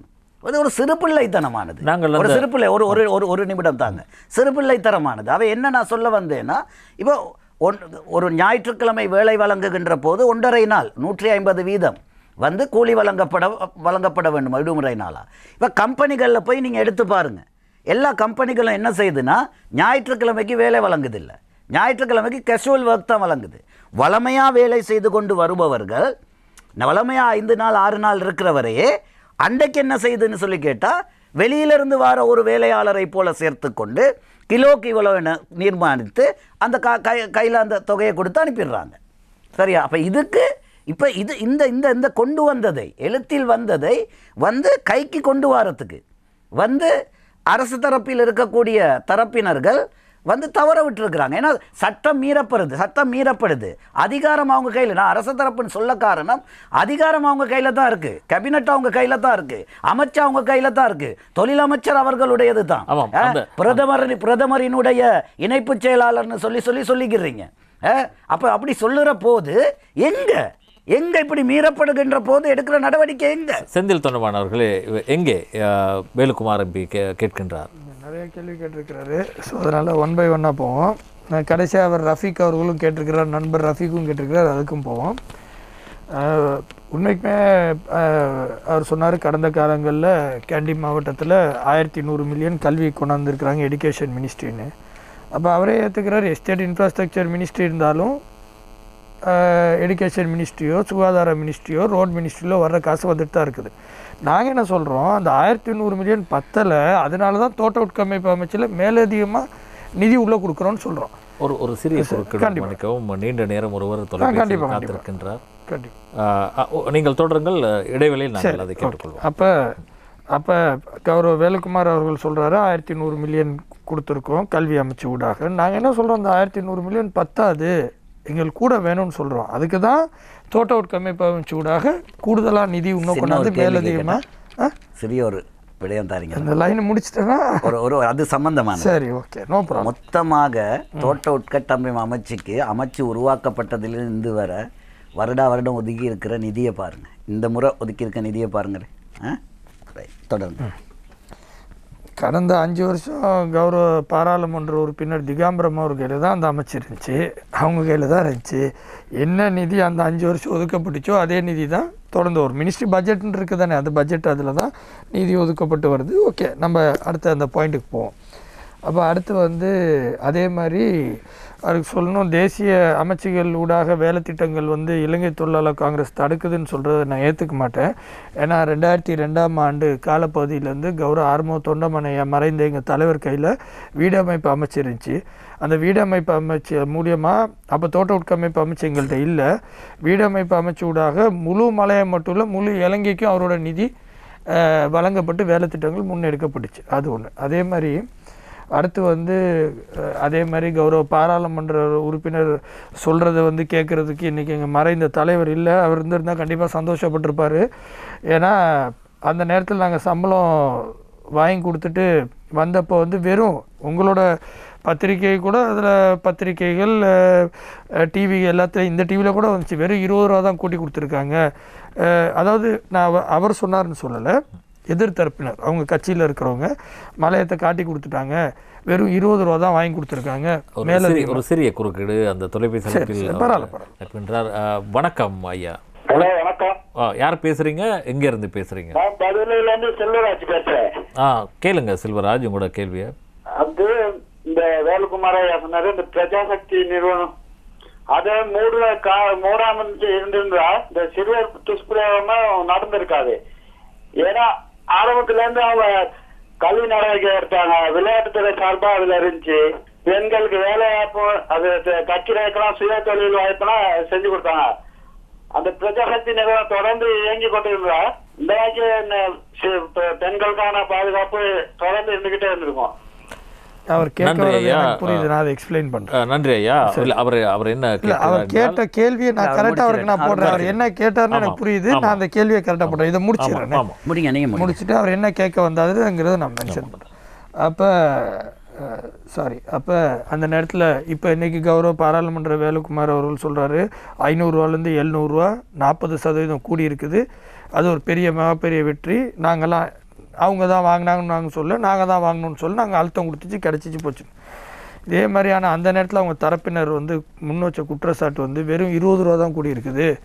20 ரூபாய்க்கு நிறைய சோஷியல் மீடியாலெலாம் வந்துச்சு. வெறும் 20 ரூபா கூடி இருக்கிறதுக்கு போயிட்டு கை வச்சுட்டு போயிட்டாங்க, சாத்திட்டு போயிட்டாங்க, அப்படி போயிட்டாங்க, இப்படி போயிட்டாங்கன்னு சொல்லி பல குற்றச்சாட்டுகள் முன்வைக்கப்பட்டுச்சு. உங்களுக்கு தேவைன்னா I can give you all those documents, proof இருக்குது, ஃபைலில் வச்சுருக்கோம். ஸோ அப்படின்னு இருக்கும்போது இன்றைக்கி இத்தனை வருஷம் கழிச்சு அது 40% கூடியிருக்குன்னு சொல்லும்போது நான் கண்டிப்பாக அது எங்கள் மறைந்த தலைவருக்கு தான் அது சென்றடையணும்.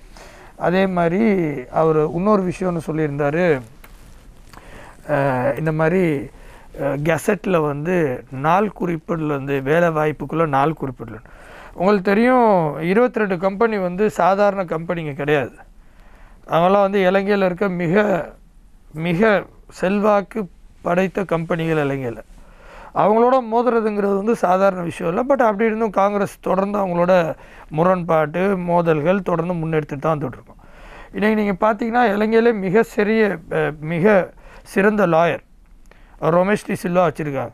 நான் நினைக்கிறேன் கிட்டத்தட்ட அவரோட ஃபீஸே பல லட்சங்கள் ஆகும். அவங்க ஃபீஸே அவங்க வச்சுருக்காது.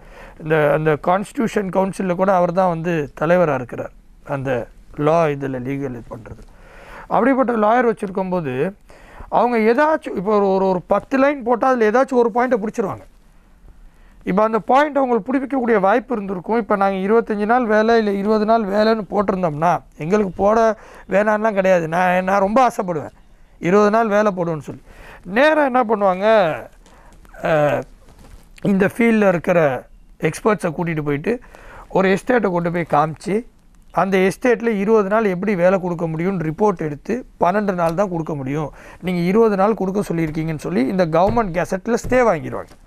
இந்த கவர்மெண்ட் கெசட்டில் ஸ்டே வாங்கிட்டா அன்னைக்கு எல்லோரும் கேட்பாங்க, இதே இப்போ கவர்மெண்ட் கெசட்டில் ஸ்டே வாங்கி இந்த மீட்டிங் நடந்துச்சுன்னா கௌரவ பாராளுமன்ற உறுப்பினர் என்கிட்ட கேட்பார், என்ன செந்தில் உங்களுக்கு தெரியாதா எந்த தோட்டத்தில் எவ்வளோ நாள் வேலைன்னு எப்படி சொல்ல முடியும், நீங்கள் சம்பளத்தை மட்டும் போட்டு கெசட் பண்ணியிருக்க வேண்டியதானே, ஏன் நீங்கள் அதெல்லாம் சேர்த்திங்க, இன்றைக்கி பாருங்கள் ஈஸியாக ஸ்டே வாங்கிட்டு போயிட்டாங்கன்னு சொல்லி நம்ம பழைய சம்பளம் தான் அவங்க கொடுப்பாங்க. இந்த கேஸ் 25 வருஷம் போகும்.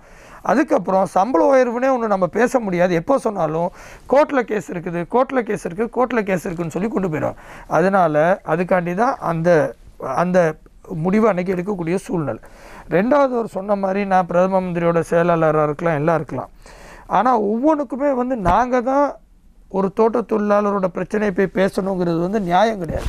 அவங்களுக்கு பேசுகிறதுக்குள்ள உரிமையை நம்ம அவங்களுக்கு கொடுக்கணும். அவங்களுக்கு அவங்க வேலை சம்மந்தப்பட்ட உரிமைகளை அவங்க எடுக்கிறதுக்குள்ள உரிமையை நம்ம அவங்களுக்கு அந்த வாய்ப்பை கொடுக்கணும். இல்லைன்னா என்ன சொல்கிறாங்க, கூட்டப்பந்தம், மரண சாஸ்திரம் இதெல்லாம் சொல்லிகிட்டு இருக்கிறாங்க.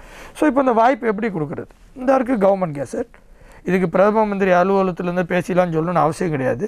அந்த கெசட் காப்பி எடுக்கிறது, நான் 20 நாள் வேலை செஞ்சுருக்கேன், எனக்கு 20,000 சம்பளம் வரல, 1000னா 20,000 தானே, எனக்கு 15,000 தான் வந்திருக்குது. நேராக லேபர் கமிஷனரை போய் பார்க்குறது, அங்கங்கே ஹட்டனில் இருக்கிறாங்க, பதிலையில் இருக்கிறாங்க, அவிசாவில் இருக்கிறாங்க, கண்டியில் இருக்கிறாங்க, எல்லா பகுதியிலையும் இருக்கிறாங்க. நேராக போய் பார்க்குறது, கெசட் காப்பி நீங்கள் காமிச்சா அவன் உடனே மேனேஜருக்கு எழுதுவான், அவங்களுக்கு 5,000 நீ கொடுக்க வேண்டியிருக்குது, எப்போ கொடுக்க போகிற, உடனே கொடுன்னு. கொடுக்கலன்னா உடனே வழக்கு போட்டுருவாங்க. வழக்கு போட்டால் கோர்ட்ஸில் ஆட்டோமேட்டிக்காக இதில் கவர்மெண்ட் கெசட்டை ஃபாலோ பண்ணலன்னா ஃபைன் இல்லைன்னா பெனால்ட்டி. ஸோ இது செந்தில் தொண்டமான் பிரதம மந்திரி செயலாளராக இருந்து செய்யணுமோ இல்லை கௌரவ பாராளுமன்ற உறுப்பினர் வேலுக்குமார் அவர்கள் செய்யணுமோவே கிடையாது. சம்பளம் வாங்குற ராமசாமியும் செய்யலாம், சம்பளம் வாங்குற கந்தசாமியும் செய்யலாம். இப்போ முன்னாடி எப்படி கூட்டப்பந்தத்தில் இருக்குது, நீங்கள் செய்ய முடியாது, நாங்கள் இப்போ அந்த ஃப்ரீடம் கொடுத்தாச்சு. நீங்கள் உங்களுக்கு சம்பளம் வரலன்னா உங்களுக்கு மேலே அக்கறை அதில் யாரும் இருக்க போகிறதில்ல. உண்மை அது தானே. உங்களுக்கு மேலே அந்த அக்கறை யாருக்கும் இருக்க போகிறதில்ல. நீங்கள் தாராளமாக போயிட்டு ஒரு கம்ப்ளைண்ட் பண்ணிட்டு வந்தீங்கன்னா அடுத்த மாதத்துலேருந்து மேனேஜர் தன்னை போல், இல்லைனா மேனேஜர் ஜெயிலுக்கு போகணும், தன்னை போல் 20 நாள் வேலை செஞ்சால் 20,000 சம்பளம் கொடுக்க போகிறாப்புல. இதில் என்ன ஒரு பெரிய கஷ்டம் இருக்குதுன்னு எனக்கு அது புரிய மாட்டேங்குது. அது சம்மந்தமாக நான் அன்றைக்கி கடந்த இதுலேயும் காமிச்சோம். நான் கிட்டத்தட்ட 3 தடவை லேபர் மினிஸ்ட்ரிக்கு கம்ப்ளைண்ட் பண்ணியிருக்கோம். இந்த கம்ப்ளைண்ட் பண்ண காப்பீஸ் இந்த இருக்குது. இந்த மாதிரி கேஷுவல் ஒர்க்கர்ஸ் அவர் சொன்ன மாதிரி சண்டே, அது மட்டும் இல்லாமல் கிலோஸ் 6 கிலோ 8 கிலோன்னு வெட்டுறாங்க, அதனால் இந்த நார்ம்ஸ் இதெல்லாம் ஃபிக்ஸ் பண்ணுறாங்கன்னு சொல்லி அது பண்ண முடியாதுன்னு சொல்லி 3 தடவை கம்ப்ளைண்ட் பண்ணியிருக்கோம். அதுக்குள்ள டாக்குமெண்ட் ப்ரூஃப் தான் இருக்குது. கடைசியாக வந்து நண்பர் ரஃபீக் சொன்னாப்புல இந்த மாதிரி அனுராதபுரையில் நாங்கள் இருக்கிற மாதிரி மலையத்தில் அப்படி இல்லைன்னு சொல்லி. அவருக்கு ஒரு விஷயத்தை நான் ஞாபகப்படுத்தணும்னு நினைக்கிறேன். அனுராதபுரத்தில் வந்து அவங்க வாழ்வாதாரமும் அவங்களோட இந்த நாட்டு குடியுரிமையும் 30 வருஷம் யாரும் பறிக்கலை. மலையத்தில் மட்டும்தான் பறிச்சிருக்காங்க. அதை சும்மா திரும்ப வந்து கொடுக்கல. 1953லேருந்து 56 காலப்பகுதியில் கௌரவ ஜான் கொத்தலாவில் அந்த காலப்பகுதியில் பாராளுமன்றத்துக்கு முன்னாடி குதிரையால் வந்து மிதிப்பட்டு உதப்பட்டு அப்படிலாம் அடிப்பட்டு தான் போராட்டங்கள் முன்னெடுக்கப்பட்டுச்சு. அதுக்கு பிறகு இருக்குது கொப்பே கடுவா அவர்கள் 1970 காலப்பகுதியில் சௌமியமூர்த்தி தொண்டமனையா மட்டும் இல்லாமல் அவரோட போராட்டம் செஞ்ச அத்தனை பேரும் காலி பக்கத்தில் ஒரு நடு தீவில் போய் இறக்கிட்டு வந்த காலங்கள்லாம் இருக்குது. அதெல்லாம் செஞ்சு ஆர்ப்பாட்டம் பண்ணி போராட்டம் பண்ணி தான் வந்து இன்றைக்கி வந்து நாங்கள் வந்து இந்த குடியுரிமை இந்த நாட்டில் வாங்கியிருக்கோம். இந்த குடியுரிமை அந்த 30 வருஷம் அந்த 30 வருஷம் அந்த குடியுரிமை பறிக்கப்படலைன்னா இன்றைக்கி நீங்கள் அனுராதபுரையில் எப்படி இருக்கிறீங்களோ அதுக்கு மேலே இன்றைக்கி மலையத்தில் நாங்கள் இருப்போம். ஸோ அந்த ஒரு பாயிண்டோட முடிச்சிடறேன். இன்றைக்கி அப்படி இருந்தும் இப்போ நான் முதல்ல வாசித்தேன் பட்டியலிட்டு இவங்கெல்லாம் வந்து இன்றைக்கி வந்து நீதிபதிகள்லாம் வந்து அனுராதபுரையில் வந்து குடியுரிமையோடு வாழ்ந்தவங்க தப்பு செஞ்சாலும் இன்றைக்கி தண்டனை கொடுக்குற அளவுக்கு வந்து இன்றைக்கி நம்ம நீதிபதிகள் மலையத்துலேருந்து இருக்கிறாங்கன்னா எவ்வளோ பெரிய ஒரு வேகமான வளர்ச்சியில் நம்ம மலையை வந்து போயிட்டுருக்குறோம். வேகமான வளர்ச்சியில் மலைய இளைஞர்கள் இருக்கிறாங்க. ஆமாம், இங்கே வசந்தம் தொலைக்காட்சியின் ஃபேஸ்புக் பக்கத்தில் கார்த்திகேசன் பழனியாண்டி என்பவர் ஒரு கேள்வியை கேட்கின்றார். அவருக்குள்ள ஒரு இது சரி கேளுங்க. இதை முடித்துவிட்டு நாங்கள் அதை செல்வோம். செந்திலுக்கான ஒரு கேள்வி. கடந்த 4ஆம் தேதி நாடாளுமன்றத்தில் ஜீவன் தொண்டமான் கூறிய ஒரு கருத்து, 30 வருடங்களுக்கு பின்னோக்கி மலையகம் சென்று விட்டதாக, அதாவது மலையகம் 30 வருடங்களுக்கு பின்னோக்கி சென்று விட்டதாக கூறினார். கடந்த 4.5 வருடங்களுக்கு முன்பதாக ஈதோகா மாறி மாறி வந்த அரசாங்கத்தில் அமைச்சு பதவியினை தொடர்ந்து பெற்றிருந்தது. ஆகவே இந்த பின்னடைவுக்கு நீங்களும் காரணம் தானே என்று கேட்கிறார் கார்த்திகேசன் பழனியாண்டி. 30 வருஷம் பின்னடைவுக்கு நாங்கள் காரணம் இல்லைங்க. நான் அந்த கட்சிகள் பேர் சொல்ல விருப்பம் இல்லை. எந்த கட்சி ஓட்டுரிமையை பறித்தாங்களோ அவங்க குடியுரிமையை பறித்தாங்களோ அவங்க தான் காரணம், காங்கிரஸ் கிடையாது. காங்கிரஸோட 8 எம்பியும் ஒரே நாளில் வந்து நாடற்றவர்களாக மாறிட்டாங்க. ஸோ அது நாங்கள் பறிக்கலை, அது நீங்கள் அவருக்கு சொல்லிடுங்க. ஒன்று. ரெண்டாவது, அதே மாதிரி அதை வாங்கிறதுக்கு கிட்டத்தட்ட நாங்கள் போராடினது எத்தனையோ வருஷம், சும்மா ஒரு நாள் 2 நாள் இல்லை, பல வருஷங்கள் போராட்டி தான் அது வாங்கப்பட்டிருக்குது. கௌரவ ஜீவன் தொண்டமான் அவர்கள் சொல்கிறது வந்து அந்த கருத்தை வந்து நானும் ஏற்றுக்குவேன். என்ன காரணம்னா வந்து அவர் கௌரவ பாராளுமன்ற உறுப்பினர் சொல்கிற மாதிரி வருஷம் பட்ஜெட் இலங்கை அரசாங்கத்தில் பட்ஜெட் போட்டு வராங்கல்ல, அப்போ மலையத்தில் வந்து ஓட்டுரிமை பிரஜா உரிமை இல்லாதனால நம்ம மக்களோட பிரதிநிதித்துவப்படுத்துகிற அமைச்சர்கள் கிடையாது. ஸோ அந்த 30 வருஷம் அவர் சொல்கிற மாதிரி அம்பாந்தோட்டை வேலை நடந்துச்சு, அனுராதபுரம் நடந்துச்சு, யாழ்ப்பாணம் நடந்துச்சு, மட்டக்களப்பு நடந்துச்சு, குருநாகல் நடந்துச்சு, இலங்கை எல்லா இடமும் நடந்துச்சு. மலையத்தில் மட்டும் அபிவிருத்தி நடக்கலை. மலையத்தில் மட்டும் எந்த விதமான அபிவிருத்தி நடக்கலை. அதை நம்ம ஓட்டுரிமை எல்லாம் வாங்கி எல்லாம் உள்ளுக்கு போயிட்டு இப்போ அடுத்த 30 வருஷம் வந்து இவங்களும் 30 வருஷம் 60 வருஷம் அட்வான்ஸாக போவாங்க. நம்ம அந்த 30 வருஷத்தை ஸ்பீட் பண்ணி பிடிச்சி போகிறோம். ஸோ அந்த கேப்பை பிடிச்சி வந்துட்டு இருக்கோம் வேகமாக. ஆமாம், வேலுக்குமார் அவர்களே, அவர் வேலுக்குமார் அவர்கிட்ட அவர் கூறிய கருத்துக்களுக்கு உங்களது நிலைப்பாடு என்ன? இந்த கேட்ட கேள்வியை நான் அதை சொல்லிடுறேன், எனக்கு விளக்கம் இருக்கு, புரிஞ்சு. அது பிரஜாசக்தி விடயத்துக்கு நான் இறுதியாக வருகின்றேன். வந்து என்னன்னா, இந்த 1000 ரூபாய் சம்பளம் தொடர்பாக இப்போ நாளொன்றுக்கான 1000 சம்பளம், ரைட்? இதன் மூலம் நாங்கள் எதிர்பார்த்தது என்ன? ஒரு சிறிய குறுக்கீடு. அந்த தொலைபேசி அழைப்பு நீண்ட நேரம் ஒருவர் தொலைபேசி இருக்கிறார். வணக்கம் சார், நான் ரெட்டமுல்ல ரமேஷ் பேசுகிறேன் சார். கேளுங்க ரமேஷ், கேள்வி அவங்க. சார், யார் என்ன பேசணும் சார், நாங்க வந்து தொழிலாளியா தான் சார் நேர்த்தி வாழ்ந்துகிட்டு இருக்கோம். எங்கிட்ட வேலுக்குமார் சார் இருக்காரு, எங்கிட்ட செந்தில்குமார் சார் இருக்காரு. நாங்க வந்து வாழ்ந்துகிட்டு இருக்கிறதே சரியான கஷ்டத்துல வாழ்ந்துகிட்டு இருக்கோம் சார். எங்கட பேச்ச வந்து ஒரு வார்த்தை கூட பேச மாட்டேங்கிறாங்க. அவங்களோட வார்த்தைகள் தான் பேசிக்கிட்டு இருக்காங்க, அங்க இங்க பேசிக்கிட்டு இருக்காங்க. நாங்க வந்து ஒழுங்கான அழகான மனிதர்கள். நாங்க வந்து அழகா ஓட்டு போட்டு முறையெல்லாம் எடுத்து பார்லிமெண்ட்டுக்கு அனுப்பி மாகாண சபைக்கு அனுப்பி நாங்க எவ்வளவு கஷ்டப்பட்டு வாழ்ந்துகிட்டு இருக்கோம். ஆனா எங்களுக்காக எந்த ஒரு தொழில் வாய்ப்பு இல்ல, எதுவுமே இல்லை. நாங்க இரும்பு கடையில அங்கேயும் இங்கேயும் போயிட்டு வாழ்ந்துகிட்டு இருக்கோம். நான் வெதமுள்ள ரமேஷ் பேசுறேன் சார். நாங்க வந்து கஷ்டமான குடும்பத்தில் உள்ளவங்க தான். என்ன இருந்தாலும் எல்லாருமே யாரா இருந்தாலும் வேலுக்குமார் சேரா இருந்தாலும் சரி, செந்தில் சேரா இருந்தாலும் சரி, எதையுமே உதாரணத்தை அழகா கதைச்சி பேசி அழகா நம்ம பாருங்க நம்ம குடும்பத்துல இருக்க பிரச்சனைகளையும் எதையா இருந்தாலும் அழகா பேசி அழகா முடிச்சு கொடுக்கணும்ன்றது என் வெதமுள்ள ரமேஷ் நீங்கள் அழைப்பில் இருங்கள். ரமேஷ், இந்த கொரோனா சூழ்நிலை மலையகத்தில் எப்படி பாதிச்சிருக்குது? சார் நாங்க வந்து அழகா வாழ்ந்துட்டு இருக்கோம் சார். எங்களுக்கு ஒரு பிரச்சனையும் இல்லை. நாங்க வந்து கஷ்டத்துல வாழ்ந்தாலும் மூட்டை தூக்கி அதை செஞ்சு இதை செஞ்சு நாங்க வாழ்ந்துகிட்டு இருக்கோம். எங்களுக்காக இவங்களுக்கு சந்தா காசு வருது சார், 2 கட்சிக்குமே சந்தா காசு வருது சார். அந்த சந்தா காசுல எங்களுக்கு 1 கிலோ அரிசி கூட வாங்கி கொடுத்தா இல்லை சார். நாங்க அழகா மூட்டை தூக்கி வாழ்ந்து சாப்பிட்டுக்கிட்டு அன்னைக்கு வாழ்ந்து சாப்பிட்டுட்டு போயிருக்கோம் சார். நன்றி ரமேஷ். உங்களது கேள்விக்கு அவர் கூறிய ஒரு கருத்து 2 தரப்புக்கும் பொதுவான ஒரு கேள்வி. நன்றி ரமேஷ். நான் வந்து உங்களோட கருத்துக்கு வரேன். அதுக்கு முதல்ல இந்த 1000 ரூபாய் சம்பள போராட்டம், இந்த நாளொன்றிட சம்பளம் 1000 ரூபாய் என்பதன் மூலம் நாங்கள் எதிர்பார்த்தது என்ன? ஒரு நாளைக்கு 1000 ரூபா கிடச்சிட்டா ஒரு மாதத்தில் வெற்றி அடைஞ்சிட்டோமா? என்ன எதிர்பார்த்தோம்? உங்களோட அபிப்பிராயம் என்ன?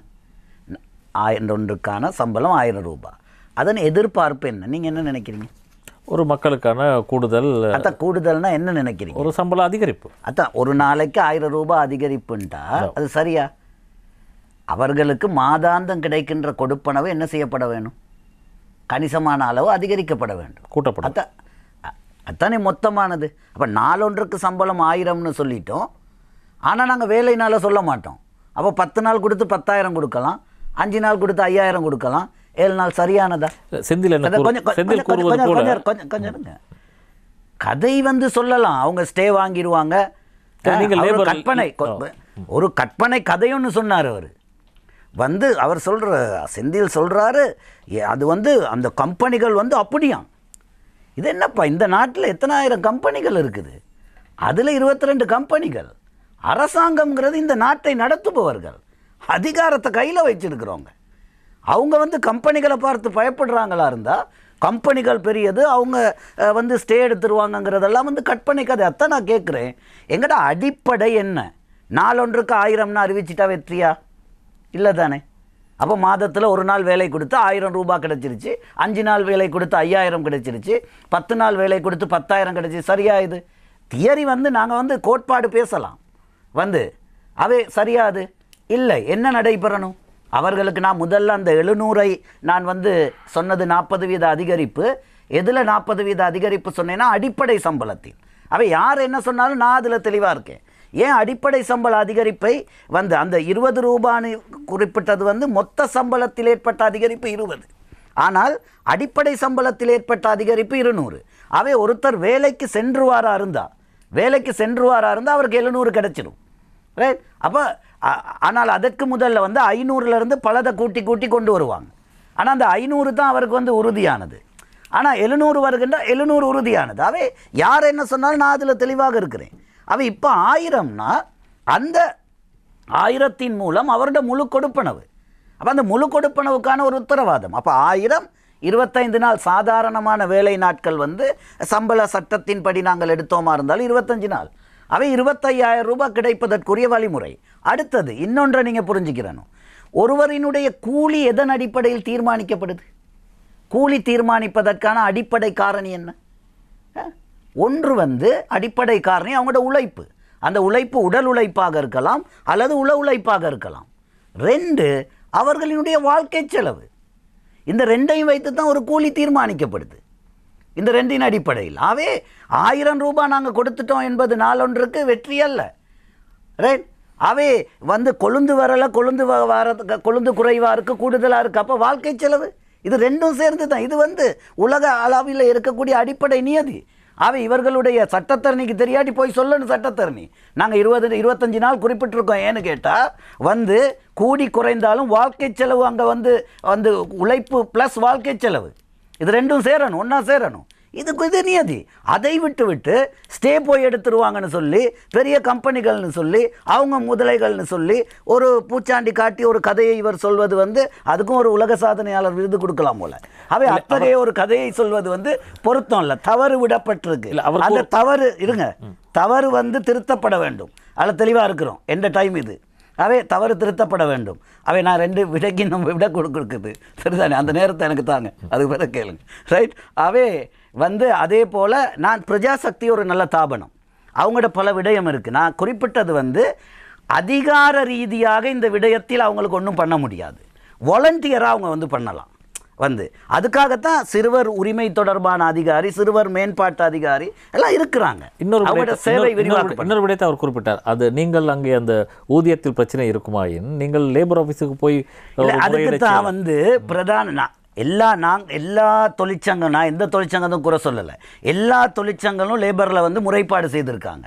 ஆனால் இந்த அரசாங்கத்தில் இருக்கக்கூடிய அமைச்சர் நிமால் சிறிபால் டி சில்வா சொல்கிறாரு யாருமே முறைப்பாடு செய்யலை, யாருமே முறைப்பாடு செய்யலைன்னு சொல்லி சொல்கிறாரு. அப்பட்டமாக இந்த முதலாளிமார்கள் இந்த அரச வர்த்தமானிய மீறி இருக்கிறாங்க, சட்டத்தை மீறி இருக்கிறாங்க, சட்டத்தை கையில் எடுத்துக்கிட்டு இருக்கிறாங்க. எடுத்தாலும் கூட இந்த இருக்கக்கூடிய அரசு அதிகாரிகள் யாரும் செயற்படுறாங்கல்ல. அது மட்டுமல்ல, ஒரு அரசாங்கம் யாருக்குரியது? மக்களுக்குரியது. இந்த எல்லா தொலைக்காட்சிகளாக இருக்கலாம், வானொலிகளாக இருக்கலாம், பத்திரிகையாக இருக்கலாம், 1000 ரூபாய் கொடுப்பனவு வழங்குவதற்கு கம்பெனிகள் நிபந்தனை விதிக்கின்றது. அதற்காக மக்கள் போராட்டம் செய்கின்றார்கள்னு வருது தானே? இது ஜனாதிபதி காணலையா? இது பிரதமர் காணலையா? இதை தொழிலமைச்சர் காணலையா? இதுக்கு மேலே மக்களினுடைய முறைப்பாட்டை விட மிக பெரிய ஒரு முறைப்பாடு இவங்களுக்கு இருக்குதா? அது முறைப்பாடு செய்யப்பட்டிருக்கு. நான் சொல்கிறேன் அதுக்கு மேலே. இப்போ இதெல்லாம் தெரியுது, இதெல்லாம் வெளிப்படையாக தெரிந்து கொண்டு திட்டமிடப்பட்டே அந்த நாட்களை தவற விட்டு அதுக்கு 1000 ரூபாய் அடைந்தது. அதுலேயும் இன்னொரு காரணி சொல்லணும். பாராளுமன்றத்தில் 2 தடவைகள் தொழிலமைச்சராக இருக்கக்கூடிய நிமால் சிறிபால் டி சில்வா அவர்கள் இந்த 1000 கொடுப்பனவை உறுதிப்படுத்துவதற்கு ஒரு மேலதிக சட்ட ஏற்பாடாவது நான் செய்வேன் என்பதை சொல்லியிருக்காரு. வரவேற்கிறோம், நாங்கள் வரவேற்கிறோம். நல்லதை நல்லதுன்னு எடுக்கிறோம். விட்ட தவறை நாங்கள் என்ன செய்துட்டு போகணும்? திருத்திட்டு போக வேண்டியது இருக்குது. தவறு விடப்பட்டிருக்குது. நாள் கூலி சொன்னது போல நாள் சொல்லப்பட்டிருக்கணும். நாள் கூலியில் வர்த்தமானியில் இருக்கிறதுக்குரிய அதிகாரங்கள், அந்த சட்ட ஏற்பாடுகள் அப்பட்டமாக மீறப்படுது. அந்த மீறப்படுவதற்கு எதிராக அரசாங்கம் எந்த நடவடிக்கையும் எடுக்குதில்லை. இது இன்றைய நிலைமை. ஆமாம், செந்தில் தொண்டமானவர்கள் அதற்கு பதில் அளிக்க முன்னர் ஒரு தொலைபேசி அழைப்பு காத்திருக்கின்றது. அதனூடாக நீங்கள் செல்லலாம். வணக்கம். வணக்கம். கேளுங்க, யார் பேசுகிறீங்க? எங்கே இருந்து பேசுகிறீங்க? நான் மஸ்கிலியா பேசுகிறேன். என்னன்னா அந்த உயர்தரம் தொடர்பாக பேசல. ஹலோ, நீங்கள் கேளுங்க உங்களோட கேள்வியை. உயர்தரம் தொடர்பாக பேசல. இந்த ஆசிரியர்களுக்கு பெரிய ஒரு பங்கு இருக்குன்னு நான் சொல்ல விரும்புகிறேன். என்னன்னா உயர்தரத்தில் பாதியில் விலைக்கு போகிறவங்க, அதாவது அவங்க படிப்பை நிறுத்திட்டு போறதுக்கு காரணம் ஆசிரியருக்கு பங்கு அதில் இருக்கு. அதாவது ஆசிரியர்கிட்ட அலட்சியம் கூட சொல்லலாம். நான் 2019 உயர்தரம் படிக்க செல்ல சாதாரண ஒரு முடிவெற்ற காரணத்துக்காகவே உயர்தரத்திலிருந்து நீக்கப்படுகிற ஒரு இதை பார்க்குறேன். ஒரு அலட்சியத்தன்மையை அங்கே நான் பார்க்குறேன். அது என்னுடைய தப்பு இருக்கு, அல்ல ஆசிரியருடைய தப்பு இருக்கு. ஆமாம், அவர் மஸ்கலியாவிலிருந்து கூறும் அந்த அவரின் கருத்தில் ஒரு நியாயம் இருக்கிறது. மாணவர்கள் மலையகத்தில் புறக்கணிக்கப்படுகிறார்கள் ஆசிரியர்களால். அது ஒரு அவர் இன்னொரு ரமேஷுக்கு நீங்கள் விடையாளிங்க, நான் அடுத்த ரவுண்டில். ஆமாம், அதையும் நீங்கள் ஒரு அரசியல் பிரமுகர்கள் என்ற ரீதியில் கவனத்தில் கொள்ள வேண்டும் என்பது. நீங்கள் ரெண்டுக்கும் விடையாளிங்க. இப்போ முதல்ல வந்து பாராளுமன்ற உறுப்பினர் அவர்கள் சொல்லியிருந்தார், இது வந்து இந்த கம்பெனிக்காரங்க அப்படி இப்படின்னு சொல்லி நான் வந்து பூச்சாண்டி காமிச்சிட்டு இருக்கேன், கோர்ட்டுக்கு போயிடுவாங்க, அது இதெல்லாம் சொல்லிகிட்டு இருக்கேன்னு சொல்லி. இதெல்லாம் நடந்துகிட்டு தானே இருக்குது, நடக்காமல் இல்லையே. கோர்ட்ஸுக்கு போயிருக்குதுன்னு உலகத்துக்கே தெரியுமே, அப்படி தானே. கோர்ட்ஸில் போயிட்டு அவங்க ஸ்டே வந்து யாருக்கு எதிராக போயிருக்காங்க? கோர்ட்ஸில் அரசாங்கத்துக்கு எதிராக தான் போயிருக்காங்க. அவங்க வந்து தனிப்பட்ட செந்தில் தொண்டமானுக்கு எதிராகவோ இல்லை வேறு யாருக்கும் எதிராகவோ அவங்க போகல. அவங்க போயிருக்காங்க இந்த நாடோட அரசாங்கத்துக்கு எதிராக. நான் சொல்கிறேன், இந்த 22 கம்பெனி, நான் பூச்சாண்டிலாம் காமிக்கல, இது உலகத்துக்கே தெரிஞ்ச விஷயம். இந்த 22 கம்பெனி வந்து அரசாங்கத்துக்கு எதிராக வழக்கு போட்டிருக்காங்க. அவங்களுக்கு தெரியும் தொழில் அமைச்சருக்கு எதிராக அரசாங்கத்துக்கு எதிராக போடுறதுங்கிறப்ப அப்போ அவனுக்கு ஒரு தைரியம் இருக்கணும் தானே. அரசாங்கத்தை சேலஞ்சு பண்ணுறான்னா அவனும் சாதாரண ரோட்டில் போகிற ஆளாக இருக்க முடியாது. அரசாங்கத்தை சேலஞ்ச் பண்ணுறதுக்குள்ள அவன் அட்டார்னி ஜெனரல் டிபார்ட்மெண்ட் தான் கவர்மெண்ட் சார்பாக வந்து அப்பியர் ஆகுது. ஸோ இந்த சைடு வந்து அது ஈக்குவலாக ஃபைட் பண்ணுறாங்கன்னா அது சாதாரண விஷயம் கிடையாது. சொல்கிற மாதிரி அப்படி அவனும் அவன் இப்படி தான் அது செஞ்சுக்கலாம், அந்த கம்பெனி இப்படி அப்படின்னா. நான் திரும்ப இது பண்ணுறேன் என்னென்னா, 50 ரூபாவில் அவங்க 5000 வாங்கி கொடுத்துருக்கலாம். அந்த காலப்பகுதியில் வந்து அவங்களுக்கு வந்து 6 MP இருந்துச்சு. இந்த 52 நாளில் வந்து ஆட்சி கவுந்துச்சு. அவங்களோட சப்போர்ட்டோடு தான் அந்த அரசாங்கம் திரும்ப அமைஞ்சிச்சு. அப்படின்ட்டு இருக்கும்போது அவங்க பிரதம மந்திரி இதே மாதிரி செஞ்சுருக்கலாமே, வேஜஸ் போட்டு போயிருக்கலாம், இதே மாதிரி பாஸ் பண்ணியிருக்கலாம். ஆனால் அவங்க செய்ய வந்து முன் வரல. அது அவங்களுக்கு செய்ய தெரியலையா, இல்லை அந்த நேரத்தில் அவங்களுக்கு செய்யக்கூடிய சூழ்நிலை இல்லையான்னு தெரில. ஒருவேளை நான் அவங்க சொல்கிற மாதிரி கம்பெனியை பார்த்து அவங்க பயப்படாமல் இருந்திருக்கலாம், அதனால் அவங்க செய்யாமல் இருந்திருப்பாங்களா இருக்கும். இது ஒரு பெரிய கம்பெனியில் நம்ம பயப்பட தேவையில்லை அப்படின்னு நினச்சி. யார் பயந்ததுங்கிறது வந்து இன்றைக்கி மக்களுக்கு தெரியும். கம்பெனியை பார்த்து நாங்கள் பயப்படல, டைரெக்டாகவே லேபர் இதில் கெசட் பண்ணி முடிச்சிட்டோம். அது ஒரு சாதாரண விஷயம் இல்லை நாங்கள் பண்ணது. ஆனால் நான் அந்த இடத்துல இன்னொரு பாயிண்ட் சொல்ல வரேன் என்னென்னா, அவர் சொல்கிறது சரி, ஒரு நாளைக்கு 1000 ரூபா சம்பளம் வாங்கி கொடுத்துட்டு 29 நாள் பட்னியாக இருக்க முடியாது. அந்த கருத்தில் தான் நானும் இருக்கிறேன், அதில் எந்த மாற்று கருத்தும் கிடையாது. இன்றைக்கி 2 லட்சம் கிலோ கொழுந்து ஒரு தோட்டத்தில் இருந்துச்சுன்னா நம்ம வெறும் 10 நாளைக்கு 1 லட்சம் கிலோ மட்டும்தான் எடுக்கணும். நீங்கள் 10 நாளைக்கே நீங்கள் 2 லட்சம் கிலோ எடுத்து முடிச்சிட்டிங்கன்னா மீதி 20 நாள் நீங்கள் வேலைக்கு வேணாம். அவனோட டார்கெட் முடிஞ்சிருச்சு, கம்பெனி டார்கெட் முடிஞ்சிச்சு. நீங்கள் கொழுந்து எடுக்கலைன்னா அவன் வெளியிலேருந்து யாராச்சும் கொண்டாந்து கொழுந்து எடுக்க போகிறானா? கிடையாது. உங்களை வச்சு தான் அவங்க எஸ்டேட்டில் அவங்க கொழுந்து எடுக்கணும். அப்படின்னு இருக்கும்போது நீங்கள் தான் அதை பிளான் பண்ணிக்கணும். அந்த எஸ்டேட்டில் சில விஷயங்கள் வந்து நம்ம கையில் இருக்குது. மேனேஜர் வந்து கொழுந்து எடுக்க முடியாது. மேனேஜர் எடுக்க போகிறதில்ல, கம்பெனி CEO வந்து எடுக்க போகிறதில்ல, யாருமே வந்து எடுக்க போகிறதில்ல. கொழுந்து எடுக்க போகிறது நம்ம தான் எஸ்டேட்டில். இன்றைக்கி வந்து நான் இவ்வளோ தான் எடுப்பேன், அதுக்கு மேலே நீங்கள் 4 கிலோ கொழுந்தையும் சேர்த்து இன்றைக்கி எடுத்தீங்க. மேனேஜர் கேட்குறான் தானே, 20 கிலோ கொண்டா, 22 கிலோ கொண்டா, 30 கிலோ கொண்டா, 40 கிலோ கொண்டான்னு கேட்குறான் தானே. ஏன் கேட்குறான்? அப்போ தான் 25 நாள் வேலை கொடுக்க தேவையில்ல, 20 நாள் வேலை கொடுக்கலாம், 10 நாள் கொடுக்கலாம், 12 நாள் கொடுக்கலாம் வேலை. அப்போ அவனுக்கு 12,000 முடிஞ்சு போச்சு. அவன் வாட்டுக்கு அடுத்த வேலையை பார்த்துட்டு போனான். மேலதிகம் கொழுந்து தோட்டத்தில் இருந்துச்சுன்னா அந்த கொழுந்தை தோட்டத்தில் விட மாட்டாங்க. கம்பெனி வந்து தோட்டத்தில் இருக்க கடைசி கொழுந்த வரைக்கும் எடுத்துகிட்டு தான் தோட்டத்தோடு வெளியே போவான். மரத்தை வெட்டுறான், பங்களாவை வாடகை கொடுக்குறான், ஹோட்டலுக்கு கொடுக்குறான், இந்த மாதிரி எல்லா வேலையும் எஸ்டேட்டில் செஞ்சுக்கிட்டு இருக்கிறான். அப்படிங்கிறப்ப நீங்கள் நினைக்கிறீங்களா அந்த ஒரு குழந்தையாவது விட்டு போவான்னு? கடைசியாக அதை கூட செய்ய மாட்டான். அந்த கடைசி குழந்தை எடுக்கிற வரைக்கும் அவன் வந்து வேலை கொடுக்க தான் செய்வான். நீங்கள் குழந்தை பிரித்து எடுங்க. இப்போ நீங்கள் இன்றைக்கி 12 கிலோ, 14 கிலோ, 16 கிலோ இல்லை 10 கிலோ எவ்வளோ நீங்கள் எடுக்கிறீங்கனாலும் அரசாங்க சட்டப்படி அதில் அவர் வேலுக்குமார் அவர்கள் கௌரவ உறுப்பினர் ஏற்றுக்கிறாரான்னு கேளுங்க.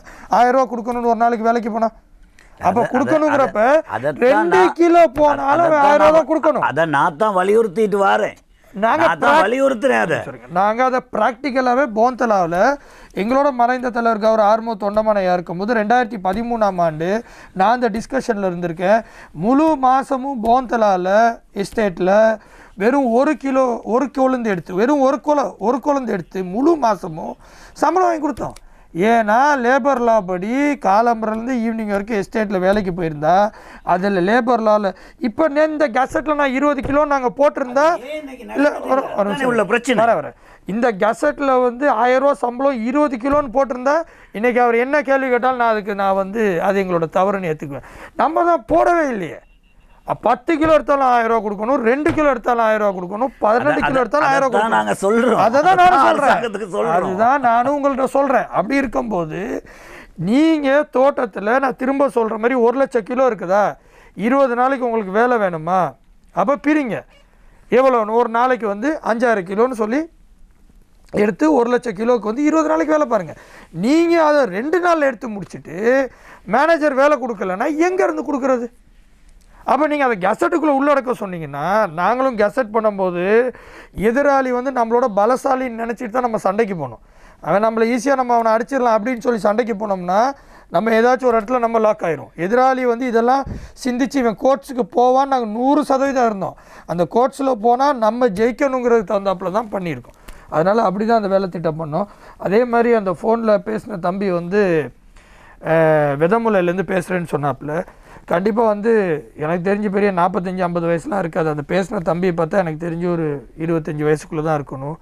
நான் வேலை செய்கிற இடத்துல இதுக்கு அடியில் படுத்திருக்கேன், அதுக்கு அடியில் படுத்து வேலை செய்கிறேன்னு சொல்கிறாப்புல. ஒரு விஷயம் புரிஞ்சுக்கணும் என்னென்னா, சாரி, இந்த வேலை வாய்ப்புங்கிறது வந்து இலங்கை சட்டப்படி போனால், நேஷ்னல் இன்டர்வியூ படி வேலை வாய்ப்புங்கிறது போனால் கிராஜுவேஷன் முடித்து அப்படி தான் கவர்மெண்ட்டில் இப்போ எடுக்கிறாங்க. அதுதான் ப்ரொசீஜர். மலையத்தில் மட்டும்தான் A லெவல் படித்தவங்களும் டீச்சர்ஸாக நாங்கள் எடுத்திருக்கோம். அது வந்து அரசியல் ரீதியான எடுத்த நகர்வு. இலங்கை அரசாங்கத்தில் வந்து A லெவல் முடித்தவங்கள டீச்சர்ஸாக எடுத்தது 6,000 பேர். ஃபஸ்ட்டு ஒரு 3,000, அடுத்து ஒரு 3,000, 6,000 பேர் எடுத்தது வந்து it is a political motivated, கவர்மெண்ட்டுக்கு மோட்டிவேட் பண்ணி அதை வந்து டிமாண்டை வச்சு எடுத்த அப்பாயின்மெண்ட், வேறு எங்கேயும் கிடையாது அது. அதே மாதிரி போஸ்டல் 500 பேருக்கு, எஸ்டேட் இன்ஃப்ராஸ்ட்ரக்சர் ஃபெசிலிட்டேட்டர்ஸாக 500 பேர், பிரஜாசக்தி ஃபவுண்டேஷனில் 500 to 1000 பேர். அது மட்டும் இல்லாமல் போலீஸில் ஸ்டார்டிங்கில் 1980 அந்த காலப்பகுதியில் ரெக்கமெண்டேஷன்ஸ் மூலியமாக எடுக்கப்பட்டிருக்கு. இது அத்தனையுமே கிராஜுவேஷன் முடித்து கிடைச்ச அப்பாயின்மெண்ட்ஸ் இல்லை. சிடபிள்யூசிங்கிற ஸ்தாபனம் அந்தந்த அரசாங்கத்துக்கு முன் வச்ச கோரிக்கை பொலிட்டிக்கல் புஷ்ஷில் எடுத்த அப்பாயின்மெண்ட்ஸ். இன்றைக்கி இத்தனை பேர் மலையத்தில் அரசாங்கத்தில் வேலை செய்கிறாங்கன்னா, ஏனைய பகுதியில் நீங்கள் போய் பார்த்தீங்கன்னா, நான் பார்க்குறேன், மற்ற ஏரியாவில் நான் பார்த்துருக்கேன், ஏனைய பகுதியில் இந்த மாதிரி கிடையாது. கம்பல்சரி இந்த நேஷ்னல் பாலிசி படி தான் உள்ளுக்கு வராங்க. மலையத்துக்கு மட்டும்தான் இந்த அத்தனையும் சௌமியமூர்த்தி தொண்டமனையும் கௌரவ ஆர்மோ தொண்டமனையும் வாங்கி கொடுத்தது. இதை நான் இப்போ இதில் சொல்ல வரேன் என்னென்னா, நீங்கள் ஒரு விஷயம் புரிஞ்சுக்கணும், அந்த தம்பி புரிஞ்சுக்கணும். என்னென்னா, இந்த தம்பி வந்த காலங்களுக்கு முந்தின காலங்களில் இருக்கிறவங்களே வந்து ஹையர் எஜுகேஷனில் வந்துட்டாங்க. இந்த தம்பி வந்து என்ன படிச்சிருக்காப்புலன்னு எனக்கு தெரில, O லெவலாக A லெவலாக படிச்சிருக்காப்புலன்னு தெரில. நீங்கள் உங்கள் பகுதியில் இருக்கிற அரசியல்வாதிகளாக இருக்கட்டும், உங்கள் வெதமலை பகுதியில் நீங்கள் சொல்கிறீங்க, நீங்கள் ஓட் போட்டிருக்கீங்க, போயிருக்கீங்க, வந்திருக்கீங்கன்னு சொல்லி நான் நூரேலியில் ஓட் கேட்டது கிடையாது. கௌரவ பாராளுமன்ற உறுப்பினரும் நூரேலியில் ஓட் கேட்டது கிடையாது. அதனால் நீங்கள் எங்களை சந்திச்சிருக்கக்கூடிய வாய்ப்புகள் இருக்க ரொம்ப கம்மி, சான்சஸ் ரொம்ப கம்மி. ஆனால் எங்களால் முடிஞ்ச ஹெல்ப்பை நாங்கள் பண்ணித்தரோம். நீங்கள் உங்களோட பயோடேட்டா, நீங்கள் என்ன படிச்சிருக்கீங்க, உங்களுக்கு என்ன முடியும்னு பார்த்து நீங்கள் கொடுங்க. இப்போ ஜனாதிபதி வந்து 1,00,000 பேருக்கு வேலை வாய்ப்பு, அதில் 35,000 பேருக்கு கொடுத்தாரு. O லெவல் கம்மியாக முடிச்சிருக்கோங்க. அதில் நீங்கள் அப்ளிகேஷன் போட்டிருந்தீங்கன்னா உங்கள் பேர் லிஸ்ட்டை கொடுங்க. கண்டிப்பாக அரசாங்கத்தில் முடிஞ்ச உதவி நாங்கள் செஞ்சு தரோம். நாங்கள் கடவுள் கிடையாது, யாரும் எல்லா விஷயத்தையும் செஞ்சு கொடுக்குறதுக்கு. நாங்களாம் டாக்டர்ஸ் மாதிரி தான். நீங்கள் வந்து தலைவலின்னு சொன்னீங்கன்னா அதுக்குள்ளே மாத்திரையை கொடுக்க முடியும், கால் வலின்னு சொன்னால் அதுக்குள்ளே மருந்தை கொடுக்க முடியும். நீங்கள் இன்றைக்கி இந்த நிகழ்ச்சி உடையாக தெரிவிச்சிருக்கீங்க. உங்கள் ஃபோன் நம்பர் எடுத்துகிட்டு இந்த நிகழ்ச்சி முடிஞ்சால் நாங்கள் உங்களுக்கு தொடர்பு கொள்கிறோம். உங்களுக்கு நீங்கள் என்ன இப்போ உங்களுக்கு என்ன செய்ய முடியுங்கிறத பார்த்துட்டு அதுக்கு என்ன வாய்ப்பு இருக்குங்கிறத பார்த்து நான் ஏற்பாடு பண்ணி, வீட்டு வாசலில் வேலை கிடைக்கும்னு நினைக்காதீங்க, அது கிடைக்காது. எங்கே வேலை கிடைக்குதோ ஒரு டீசெண்டான வேலை உங்களுக்கு பெற்றுத்தர்றது வந்து நான் அந்த பொறுப்பு எடுத்துக்கிறேன். அதே மாதிரி இது மேஜிக் கிடையாது. நீங்கள் இந்த நிகழ்ச்சியில் வந்து சொன்னனால எங்களுக்கு தெரியும், இல்லைன்னா எங்களுக்கு தெரியாது இந்த மாதிரி குறைபாடுகள் இருக்குதுன்னு. அதாவது உங்களுக்கு அந்த குறைபாடு இருக்குது, மலையத்தில் பொதுவாக இருக்குது அப்படின்னு இருக்கும்போது ஒவ்வொன்றா தான் நாங்கள் ரெக்டிஃபை பண்ணிட்டு வந்துகிட்டு இருக்கோம். ஸோ அதுக்கு நீங்கள் உங்களோட இதை நீங்கள் தெரிவித்தனால இது கண்டிப்பாக நான் உங்களுக்கு ஹெல்ப் பண்ணி தரேன். இந்த நிகழ்ச்சி முடிஞ்சோன்னா உங்கள் ஃபோன் நம்பர் வாங்கிட்டு எங்களால் முடிஞ்ச அதே மாதிரி எனக்கு இந்த வேலை தான் வேணும், அந்த வேலை தான் வேணும் அப்படின்னு சொல்லிலாம் வந்து நம்ம எதிர்பார்க்க முடியாது. ஏன்னா அப்படின்னா நீங்கள் இன்டர்வியூ போய் செலக்ட் ஆகி போகணும். எங்கே வேக்கன்சி இருக்குதோ பார்த்துட்டு, அது தனியார் இதாக இருக்கலாம், இல்லை அரசாங்க இதாக இருக்கலாம், எதுலையாச்சும் முடிஞ்சால் கண்டிப்பாக நான் ஒரு விஷயத்தை செஞ்சு தருவேன்னு சொன்னால் அதை கண்டிப்பாக செஞ்சு கொடுப்பேன். ஸோ அந்த பொறுப்பை நான் எடுத்துக்கிறேன் இந்த நிகழ்ச்சி மூலியமாக. ரெண்டாவது இன்னொன்று கௌரவ வேலுக்குமார் அவர்கள்ட்ட அந்த சொன்ன பதில் வந்து நான் அதை திருத்திக்கிறேன். என்னென்னா, அந்த பிரஜாசக்தியிலேருந்து ஃபோன் பண்ணி கேட்டவர் என்ன சொன்னார்னா, பிரஜாசக்தி நிறுவனத்தை வந்து 2015 ஜனவரி 8 நீங்கள் ஆட்சிக்கு வந்த பிறகு வந்து அந்த பிரஜாசக்தி நிறுவனங்களில் வேலை செய்கிற ஸ்டாஃப்ஸ் கிட்டத்தட்ட 400-500 பேருக்கு மேலே 8 மாதமாக நீங்கள் சம்பளம் வழங்காமல் நீங்கள் நிறுத்தி வச்சனால அந்த நிறுவனங்கள்லாம் அந்த காலப்பகுதியில் அந்த நிறுவனங்கள்லாம் மூடப்பட்டிருக்குது. அந்த நிறுவனங்கள் மூடப்பட்டிருக்கு. அந்த நிறுவனங்களில் வந்து சுயதொழில், இந்த ஸ்கூலுக்கு வந்து டிஸ்கண்டினியூ பண்ணுற சில்ட்ரனுக்கு வந்து அவங்களுக்கு கவுன்சிலிங் பண்ணுறது, அது மட்டும் இல்லாமல் அவங்களுக்கு வந்து டியூஷன் சென்டர் மாதிரி படிப்பு சொல்லிக் கொடுக்குறது, கம்ப்யூட்டர் ட்ரைனிங் கொடுக்குறது, தையல் சொல்லிக் கொடுக்குறது, இந்த மாதிரி ஒரு தோட்டங்களுக்குள்ளே இருந்தது வந்து நீங்கள் 8 மாதம் 2 விட்டுட்டீங்க. 1-2 விடுபட்டுருச்சு. சேர்த்துக்க ஃபேஸ்புக்கில் கமெண்ட் பண்ணுறது அதையும் சேர்த்துக்கிறேன். அது ஒரு தனிப்பட்ட நபரோட ஒரு விருப்பம் தானே, அதை நம்ம போய் சொல்லக்கூடாதுல்ல. ஏன் பண்றீங்க லைனோட முடிச்சிடறேன். அப்போ அப்படிப்பட்ட ஒரு நிறுவனங்கள் வந்து க்ளோஸ் பண்ணப்பட்டனால அவர் வருத்தத்தை பதிவு பண்ணுறாரு. இந்த பிள்ளையெல்லாம் வந்து எஜுகேஷன் ட்ராப் அவுட் ஆகும்போது கவுன்சிலிங் பண்ணக்கூடிய வாய்ப்பு இல்லாமல் போகுதுன்னு சொல்லி. ஸோ அது தப்பு, யார் செஞ்சாலும் தப்பு தான். அதனால் அதை இப்போ நீங்கள் அந்த காலப்பகுதியில் அந்த பிரஜாசக்திங்கிற நிறுவனம் வந்து டிம்மாக இருந்தனால அந்த பகுதியில் இருக்க பாரியை இப்போ இந்த மாணவி வந்து அவங்க இப்போ நம்ம பேசிக்கிட்டு இருக்க மாணவி வந்து 2017 வந்து படிப்பை டிஸ்கண்டினியூ பண்ணியிருக்காப்புல. அப்போ அந்த காலப்பகுதியில் வந்து பிரஜாசக்தி ஆக்டிவாக இருந்துச்சுன்னா டயகம எஸ்டேட்டில் கண்டிப்பாக வந்து அந்த பொண்ணு ஸ்கூலில் சேர்த்துருப்பாங்க. ஸோ இந்த மாதிரி சூழ்நிலைகளில் வந்து தவறு விட்டுங்கிறது அவர் சுட்டி காமிச்சார், அவ்வளோதான். அதை நான் ஆமாம். வேலுக்குமார் எம்பி அவர்களிடம் ஃபேஸ்புக்கில் யசோதர் என்பவர் ஒரு கேள்வியை கேட்கின்றார். கடந்த காலத்தில் முன்னாள் அமைச்சர் திகாம்பரம் மற்றும் அவரது கூட்டணியின் மூலமாக வழங்கப்பட்ட காணி உறுதி பத்திரம், அதாவது வீட்டு உரிமை பத்திரம் வழங்கப்பட்டதே. ஆனால் அந்த பத்திரத்தை கொண்டு என்ன செய்ய முடியும்? வங்கியில் வைக்க முடியுமா? மற்றும் கடந்த காலத்தில் இந்திய அரசால் கட்டி கொடுக்கப்பட்ட வீடமைப்பு திட்டத்திற்கு என்ன நடந்தது? வீடுகள் மட்டுமே எஞ்சியுள்ளன. அந்த வீட்டிற்கான மின்சாரம், தண்ணீர், பாதை, வடிகால் அமைப்பு வசதிகள் இவை எதுவுமே முடிக்கப்படவில்லை. கடந்த அரசாங்கத்தினால் இந்த வீடமைப்புக்கு நிதி ஒதுக்கப்படவில்லையா என்று யசோதர் ஃபேஸ்புக்கில் கேட்கின்றார். நான் நினைக்கிறேன் ஒரு காலத்தின் தேவையான மிக சிறந்த ஒரு வினா அவர் வந்து முன்வைத்திருக்கிறது. ஒன்று, நாங்கள் வந்து 2015 வரைக்கும் மலையக பெருந்தோட்டத்துறையில் இருக்கக்கூடிய மக்களை நாங்கள் எடுப்போமாக இருந்தால் அவர்களுக்கு ஒரு அரச அங்கீகாரத்துடனான நிலத்தை வழங்குவது தொடர்பான ஒரு சட்ட ஏற்பாடோ ஒரு தீர்மானமோ வந்து காணப்படவில்லை. ஆனால் நிலம் வழங்கப்பட்டதுகள் இருந்தது. ஆனால் அது வழங்கப்பட்டது எவ்வாறுனா, இந்த தொழிற்சங்கங்கள், அரசியல் பிரதிநிதிகள் அங்கே இருக்கக்கூடிய கம்பெனிகளோடு பேரம் பேசி அவர்களுக்கு அந்த நிலத்துண்டுகளை ஒதுக்குவது வந்து நடைபெற்றது. அவ்வாறு ஒதுக்கப்பட்ட நிலத்துண்டு கூட எவ்வாறு ஒதுக்குனாங்கன்னா சொல்லுவாங்க, கயிறு போட்டு அளக்கிறதுன்னு சொல்லி இப்படி அளந்து கொடுப்பாங்க. இதுதான் இருந்தது. அவே நாங்கள் 2015 எங்களுடைய முதல் கோரிக்கையாக குறைந்தபட்சம் 7% நிலம் வந்து தனி வீடுகளை அமைப்பதற்கு வழங்க வேண்டும் என்ற கேபினட் தீர்மானத்தை நாங்கள் வந்து நிறைவேற்றினோம். அவ்வாறு நிறைவேற்றப்பட்ட கேபினட் தீர்மானத்தின்படி, அதுக்கு இன்னொன்றையும் சேர்க்கணும், 2010 ஆகின்ற போது 9 யுத்தம் நிறைவு பெறுது. 10 ஆகின்ற போது இந்திய அரசாங்கமானது வடக்கு கிழக்கில் வாழ்பவர்களுக்கு 50,000 தனி வீடுகளுக்கு நிதி ஒதுக்குது. அதன் போது அப்போது அமைச்சராக இருந்த அமரர் ஆறுமுகம் தொண்டமான் அவர்களோட கோரிக்கையின்படி வந்து மலையகத்துக்கும் அவங்க வந்து கேட்குறாங்க வீடுகளினுடைய தேவை. அப்போ 4,000 வீடுகள் ஒதுக்கப்படுது.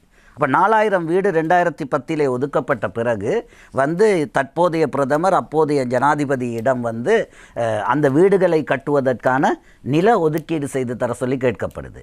இந்திய அரசினுடைய அந்த தனி வீடுகளின் நிபந்தனை, அது வந்து செந்திலுக்கு கட்டப்படுதாக இருந்தால் செந்திலுக்கு வந்து அந்த நிலம் உரித்தா இருக்கணும், அவருக்கு செல்லணும்.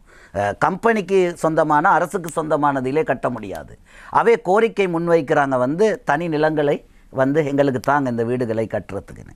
ஆனால் வந்து அப்போதைய அரசாங்கம் சொன்னது என்னன்னு சொல்லி கேட்டால், தனி வீடு கட்டுவதற்காக ஒரு தேயிலை செடியை கூட நான் வந்து அகற்றுறதுக்கு இடமளிக்க மாட்டேன்னு சொல்லி 2010 2015 வரை அந்த 4000 வீடுகளில் ஒரு வீடை கூட வந்து கட்டிக்கொள்வதற்கான நிதியை கட்டிக்கொள்வதற்கான நிலத்தை ஒதுக்க முடியாமல் போகுது. ஆனால் வடக்கு கிழக்கில் 50,000 வீடுகள் முடியுது.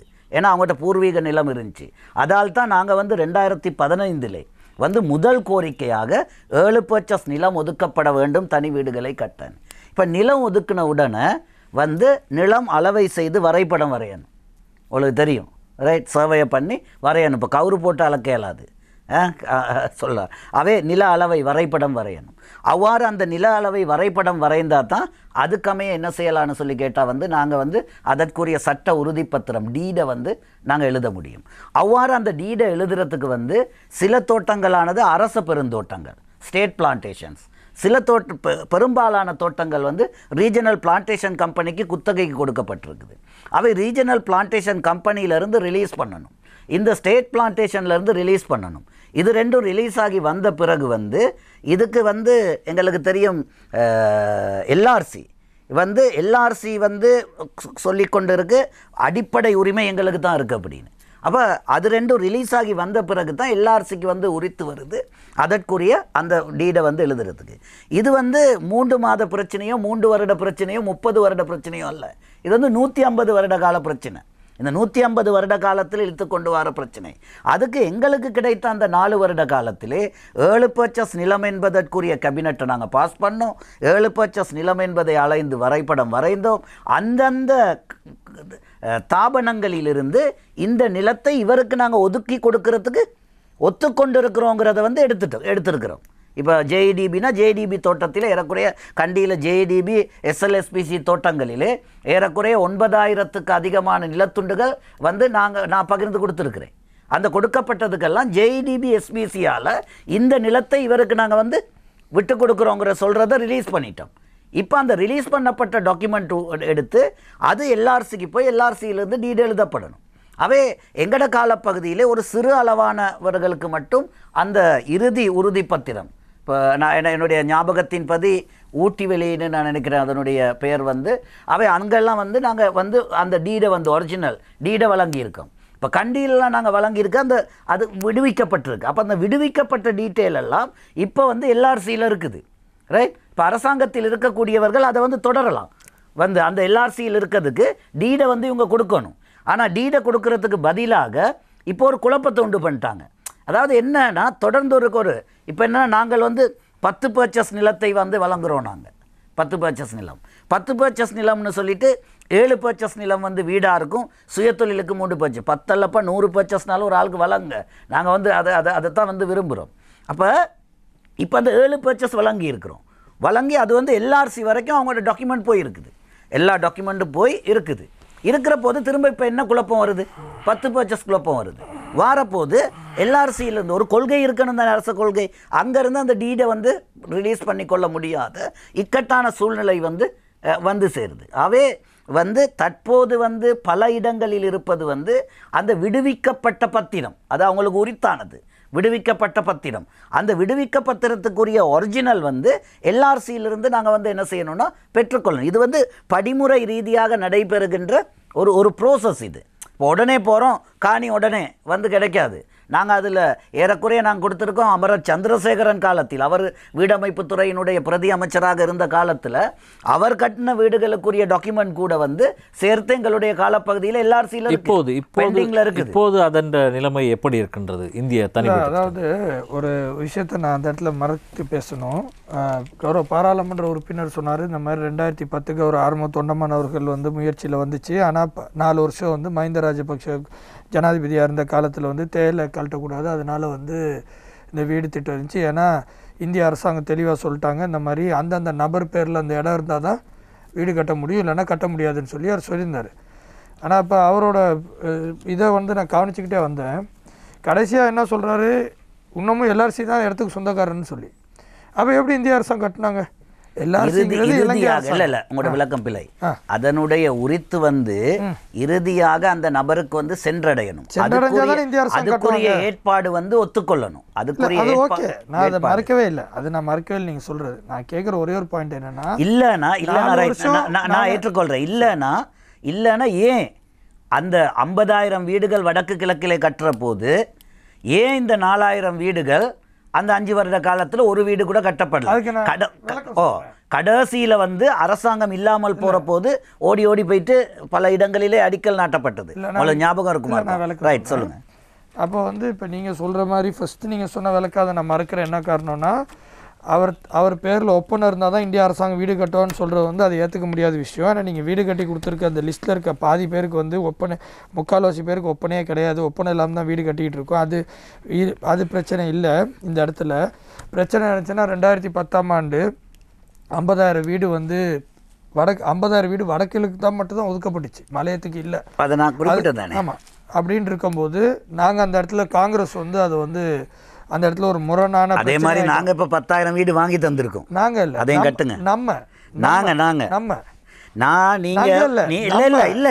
நீங்க இருந்த காலத்துல பெற்றதை நீங்க இருந்த காலத்துல பெற்றதுன்னு சொன்னேன் தானே.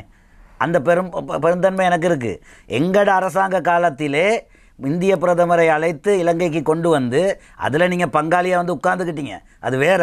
ஆனா எங்கட அரசாங்கம், எங்கட அழைப்பு, எங்கட கூட்டம், எங்கட வந்து கோரிக்கையின் படி 10,000 வாங்கி தந்திருக்கு. அதுக்கு நான் பதில் சொல்லிடுறேன். அதை முடிச்சுட்டு அப்படியே லைனோட வந்தேன்னா சரிதானே. அப்போ அந்த 50,000 வீடு வெறும் வடகிழக்கு மட்டும் கொடுத்து மலையை வந்து எதுவுமே வழங்கலைங்கிறப்ப கௌரவ ஆரம்ப தொண்டமானவர்கள், கௌரவ முத்து சிவலிங்கம் அவர்கள், கௌரவ ராஜதுரை அவர்கள், நான் நினைக்கிறேன் அந்த நேரத்தில் கௌரவ அன்ஷியா அம்மையார் அவர்களும் வந்திருந்தாங்க. நாங்கள் நேராக போய் டெல்லியில் போயிட்டு சோனியா காந்தி மேடம் அவர்களை சந்தித்து எங்களோட இதை தெரிவித்தோம். இந்த மாதிரி இந்தியா வம்சாவளி தமிழர்களுக்கு நீங்கள் வடகிழக்கில் 50,000 இல்லை 5 லட்சம் வீடு கட்டி கொடுத்தாலும் நாங்கள் வரவேற்கிறோம். ஆனால் இந்தியா வம்சாவளி தமிழர்கள் நீங்கள் கைவிட்டுருக்கீங்க, எங்களை நீங்கள் கைவிடக்கூடாதுன்னு சொல்லி அங்கே கோரிக்கை முன் வச்சு 4,000 வீடு, 5,000 கொடுக்க ட்ரை பண்ணாங்க. பட் முடியல. அது ஏதோ 1000 வீடு வந்து ஏதோ அவங்க அந்த பழைய ப்ராஜெக்டில் ஸ்டார்ட் ஆயிடுச்சுன்னு சொல்லி 4,000 வீடு ஒதுக்கி அந்த 4,000 வீடு வந்து மலையத்தில் கொண்டாந்து ஸ்டார்ட் பண்ணுறதுக்கு பாரிய சிக்கல் இருந்துச்சு. என்ன காரணம்னா, இது எல்லாமே வந்து மலையத்துக்குன்னு ஒதுக்கப்பட்ட வீடு கிடையாது. இது பாஸ் ஆகி வந்தது வேறு ப்ரோக்ராம். அந்த ப்ரோக்ராம் வந்து கான்ட்ராக்ட்லேருந்து அவார்டாகி எல்லாமே முடிஞ்சு. அப்போ எங்களுக்கு கிட்டத்தட்ட 3 வருஷம் போச்சு. NBR ரிப்போர்ட், இந்த இடத்த அடையாளம் பண்ணுறது, பெனிஃபிஷியர் லிஸ்ட், நேம் லிஸ்ட்டு, மேனேஜர்ஸ்ட்டை வாங்கி ஃபில் பண்ணுறது. ஏன்னா அந்த ஸ்டார்ட் பண்ணுறது தான் சிரமம். அதுக்கப்புறம் இட்ஸ் அ ப்ராசஸ்.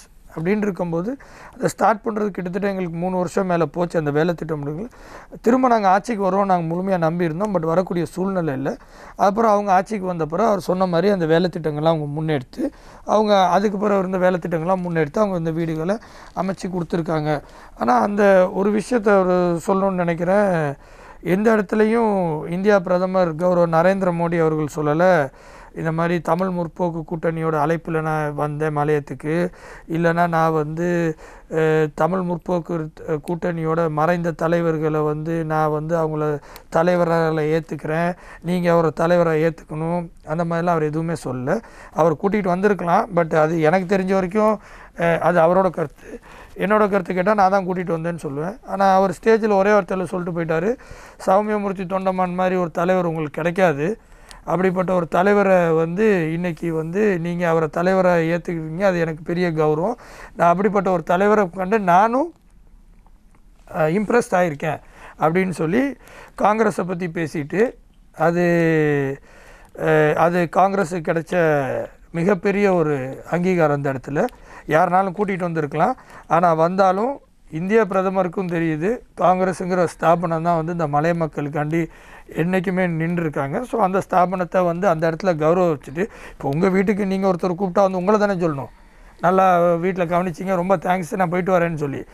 நான் உங்கள் வீட்டுக்கு வந்துட்டு அவர் கௌரவ பாராளுமன்ற உறுப்பினர் வேலுக்குமாரை பாராட்டிட்டு போனோன்னா அப்போ உங்களுக்கு என்ன இருக்குது அந்த இடத்துல இது அப்படின்னு இருக்கும்போது, அவரை பொறுத்த வரைக்கும் அவர் உங்களை என்ன நிலைமையில் நினைக்கிறாரு, காங்கிரஸ் என்ன நிலைமையில் நினைக்கிறாருங்கிறதுக்கு அது ஒரு உதாரணம்.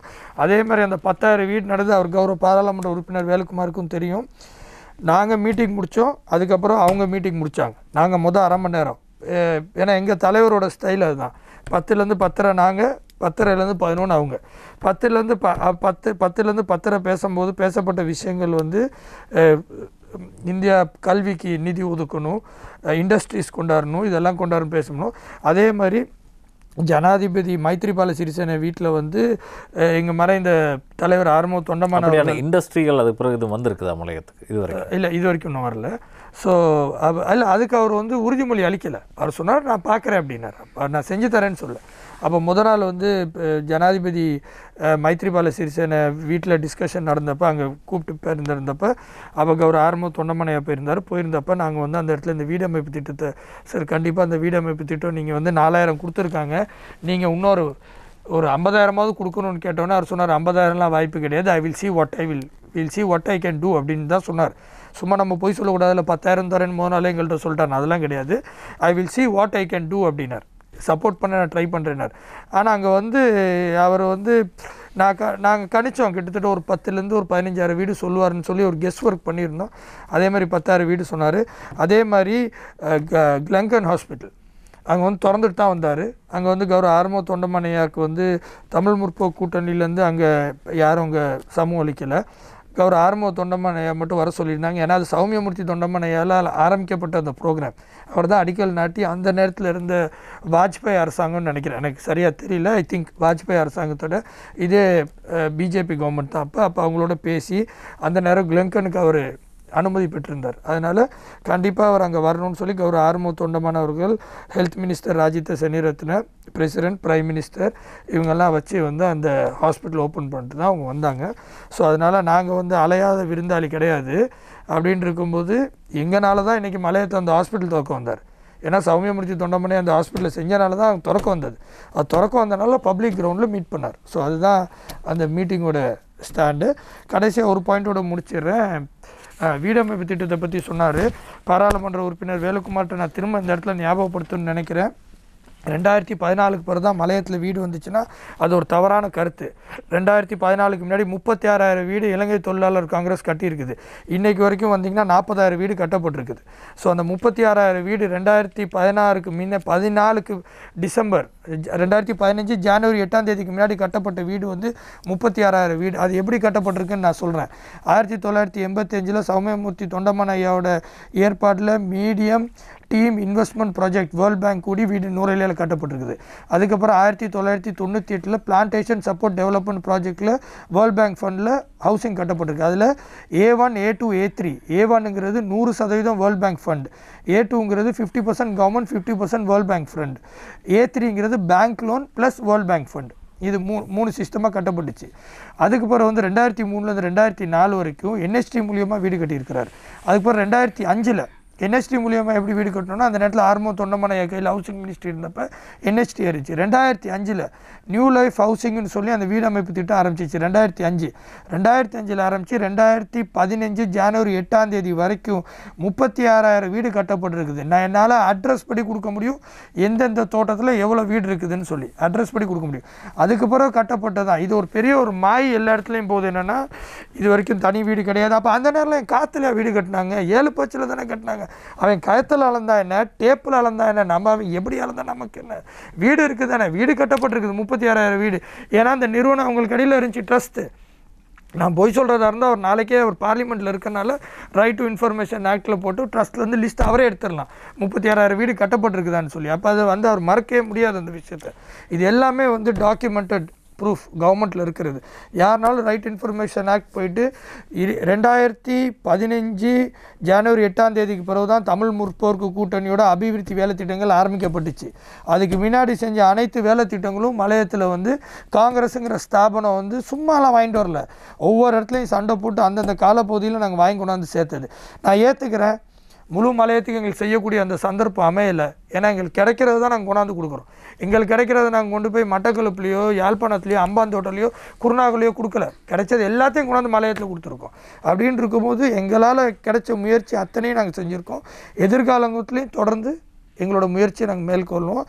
அதே மாதிரி எதிர்த்தரப்பில் இருக்கிறவங்கள நான் ஏதாச்சும் வந்து சிறு குறுக்கிடு, இவ்வளவு வேலை திட்டங்கள் செய்தும் இலங்கை தொழிலாளர் காங்கிரஸிற்கு வெறுமனே 2 எம்பிக்கள் மட்டும் வர காரணம் என்ன காரணம்னா அவங்க உண்மையை சொல்லி ஓட்டு கேட்குறோம், அவங்க செய்ய முடியாத சொல்லி ஓட்டு கேட்குறாங்க. அதான் விஷயம். நாங்களும் செய்ய முடியாத சொல்லி ஓட்டு கேட்டோம்னா 10 MP கொண்டாடுவோம்.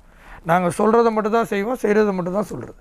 செய்ய முடியாத சொல்லி நான் ஓட்டு கேட்டேன்னா நானும் நாளைக்கு 10 MP வரும், வந்த பிறகு வந்து நாங்கள் பதில் சொல்லணும். இப்போ அவங்க சொல்கிறாங்க பார்த்தீங்களா, இந்த மாதிரி நாங்கள் வந்து ட்ரை பண்ணோம், கொடுக்க முடியல, இதை நாங்கள் செய்யணும்னு நினச்சோம், ஒப்பு செய்யணும் கொடுக்கணும்னு நினச்சோம், கொடுக்க முடியல, எல்ஆர்சியில் இருக்குது, இந்த இப்போ பிராதேச சபை இதை ஆக்ட் பண்ணணும்னு நினச்சா அது முடியல, பெண்டிங்கில் இருக்குது, எல்லாம் நிலுவையில் இருக்குதுன்னு சொல்கிறாங்கல்ல.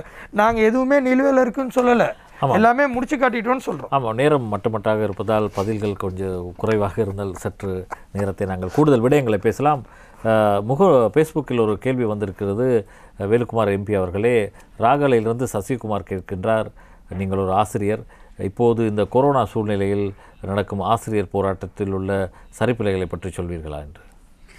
அதற்கு முதல்ல நான் சில விடயங்களை இந்த விவாதத்திலே வந்து எழுப்பப்பட்டிருக்கிற சில விடயங்களை நான் வந்து விடையளிக்க வேண்டியிருக்கு. ஒன்றாவது தான் நான் மிக தெளிவாக குறிப்பிட்டேன், என்னென்னா வந்து இலங்கையில் வந்து 2015க்கு முதல் வந்து வீடுகள் கட்டப்படலைங்கிற ஒன்று நான் வந்து குறிப்பிடல. நீங்கள் குறிப்பிட்டது போல் அந்த 30,000க்கு கட்டிய அந்த வீடுகளானது, வீடுகளிலே அமரர் சந்திரசேகரன் அவர்கள் கட்டிய வீடும் இருக்குது, அதெல்லாம் சேர்த்து இருக்குது. ஆனால் நான் சொன்னது அதில் இருந்த குறைபாடு தான், அந்த குறைபாடு அதை நீங்களும் சுட்டி காட்டினீங்க. கவுரை கட்டி அளந்தா என்ன, நூலை கட்டி அளந்தா என்னன்னு, அதுதான் உள்ள பிரச்சனை, அதுதான் உள்ள பிரச்சனை. அதை நாங்கள் வந்து ஏனைய அனைத்து சமூகங்களுக்கும், அனுராதபுரத்திலிருந்து நண்பர் ஒருவர் சொன்னார் நாங்கள் இப்படி இருக்கோன்னு, அதுபோல் நாங்கள் வந்து எங்களுடைய ஒரு பிள்ளை பாடசாலைக்கு போயிட்டு வரப்போது அந்த பிள்ளைக்கிட்ட எங்கே போகிறீங்கன்னு கேட்டால் அவர்கள் சொல்கிறது என்னென்னா, நான் வந்து லயத்துக்கு போகிறேன். ஆனால் சாதாரண ஏனைய எல்லா சமூகத்திலும் இருக்கவர்கள் போகிறது வீட்டுக்கு, அவர்கள் வீட்டுக்கு போகிறாங்க, இவங்க லயத்துக்கு போகிறாங்க. இந்த அடிப்படை தான் வந்து மாற்றப்பட வேண்டும். வந்து அவை இந்த அடிப்படை மாற்றணும்னா நாங்கள் சொல்கிறது போல் அரசியல் பலத்தை வந்து பாவிச்சுக்கிட்டு நாங்கள் தோட்டத்துள்ளுக்கு போந்து அடாவடித்தனமாக அளந்து கொடுக்கறது இல்லை. வந்து எங்களுக்கு இந்த நாட்டினுடைய பிரஜை, நாங்கள் எங்களுக்கு சட்ட ரீதியாக உரித்தானது சட்ட ரீதியாக பெறணும். அப்போ சட்ட ரீதியாக ஒரு நிலத்தை அளந்து பெறக்கூடிய, நீங்களே ஏற்றுக்கொண்டீங்க 2010 ஒப்புக்கொண்டதை ஆரம்பத்தில் ப்ரோசஸ் பண்ணி தோங்குறது தான் கஷ்டம், ரைட்? அதே தான் நானும் குறிப்பிடுறேன். வந்து அதை தான் சொன்னேன், வந்து இந்த டீடுங்கிறது வந்து எங்கேயும் சட்ட ரீதியான உறுதி ஒன்று வந்து வழங்கப்பட்டிருக்கல்ல. எங்கேயும் ஏதோ ஒன்று பாடமாக்கிட்டு வந்து நான் கண்டு பாராளுமன்றத்தில் யாரோ சொன்னாங்க இந்த இதில் அவிசால் ஒரு இடம் அந்த ப்ராக்டிஸ் வந்து நடந்துச்சா, தொடர்ந்து நாங்கள் ஒப்புக்கொள்ளணும் தானே, நடந்துச்சா? அமரர் சந்திரசேகரனும் வீடு கட்டினார், தொண்டமானவர்களும் வீடு கட்டாமல் இல்லை. ஆனால் நாங்கள் சட்ட ரீதியாக எங்களுக்கு இருக்கக்கூடிய உரித்து அங்கே இருக்கல்ல. அப்போ அந்த உரித்துக்குரிய ஏற்பாட்டை சட்ட ரீதியாக நாங்கள் கொண்டு வந்தது மட்டும் இல்லை, நாங்கள் மலையகத்தில் தனி வீடு என்பதை தாண்டி மலையக பெருந்தோட்டங்களுக்குள் கிராமம் என்ற சூழலை ஏற்படுத்துகின்ற புதிய கிராமம் என்ற எண்ணக்கருவை கொண்டு வந்தோம். அந்த கன்செப்டை தான் இப்போ அனுராதபுரத்துலேருந்து நண்பர் சொன்னார். அவங்க கிராமமாக வாழ்கிறாங்க, நாங்கள் அந்த தோட்டத்தில் வாழ்பவர்களாக லயத்தில் அப்போ அந்த கிராமங்கிற கான்செப்டை வந்து நாங்கள் என்ன செய்தோம்னா கொண்டு வந்து அந்த கிராமங்கிறத உருவாக்கி காட்டியிருக்கோம். இப்போ இருக்குது கிராமம், ஒன்று தானே உருவாக்கணும், 2 தானே உருவாக்கணும் என்பதல்ல. அந்த புது எண்ணக்கருவை கொண்டு வந்து கிராமச்சூழலை உருவாக்கி அதிலே அந்த தனி வீடுகளை அமைத்து காட்டியிருக்கோம். இப்போ அதில் இருக்க குறைபாடெல்லாம் இனம் கண்டுக்கிட்டு நிவர்த்தி செய்துக்கிட்டு முன்னால் வந்து அதை கொண்டு போனோம். ஆனால் இன்று வந்து அந்த கிராமங்களை உருவாக்குதலை காண முடியலை. இப்போ நான் கடந்த வாரம் கூட கண்டியில் போய் ஒரு இடத்துல 15 வீடுக்கு வந்து அடிக்கல் நாட்டிட்டு வராங்க. அதல்ல கன்செப்ட் வந்து கிராமங்களை உருவாக்குவது. அப்போ அந்த கிராமம் நாங்கள் உருவாக்கி இருக்கிறோம். அப்போ நிலுவைங்கிறது இந்த ப்ரோசஸ் வந்து ஏற்றுக்கொண்டது போல் ப்ரோசஸில் போய்கிட்டு இருக்குது, ரைட்? அந்த போய்கிட்டு இருக்க ப்ரோசஸில் இடையில் நிற்கிது. அவர் சொன்னது போல் 2015 நாங்கள் எதிர்பார்க்கவே இல்லை, நாங்கள் தோல்வி அடைஞ்சிட்டோம். அதே போல தான் நாங்கள் 2019-20 எதிர்பார்க்கவே இல்லை, நாங்கள் தோல்வி அடைஞ்சிட்டோம். இல்லாட்டி அந்த வந்து அந்த அந்த அந்த உறுதிப்பத்திரங்களை எல்லாம் நாங்கள் வந்து பெற்றுக் கொடுத்தோம். இங்கே என்னன்னா மனசாட்சிக்கு இசைவாக செய்ததை ஏற்றுக்கிட்டால் இந்த மக்களுக்கு செய்ய வேண்டிய நாங்கள் முன்னோக்கி போகலாம். வந்து தேர்தல் காலங்களிலே மக்கள் பார்ப்பாங்க யார் சரி யார் தவறுன்னு.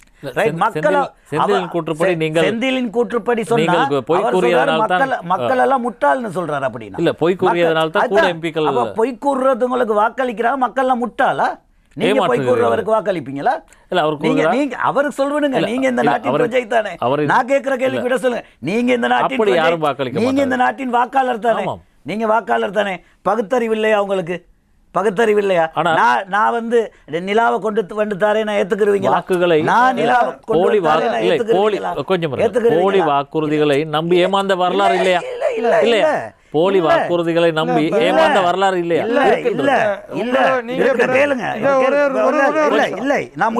நீங்க பிரதிநிதித்துவப்படுத்துற சஜித் பிரேமதாஸ் அவர்களுக்கு வந்து சொல்லியிருந்தாரு போன தேர்தல 1500 ரூபாய் சம்பளம் வாங்கி தரேன்னு.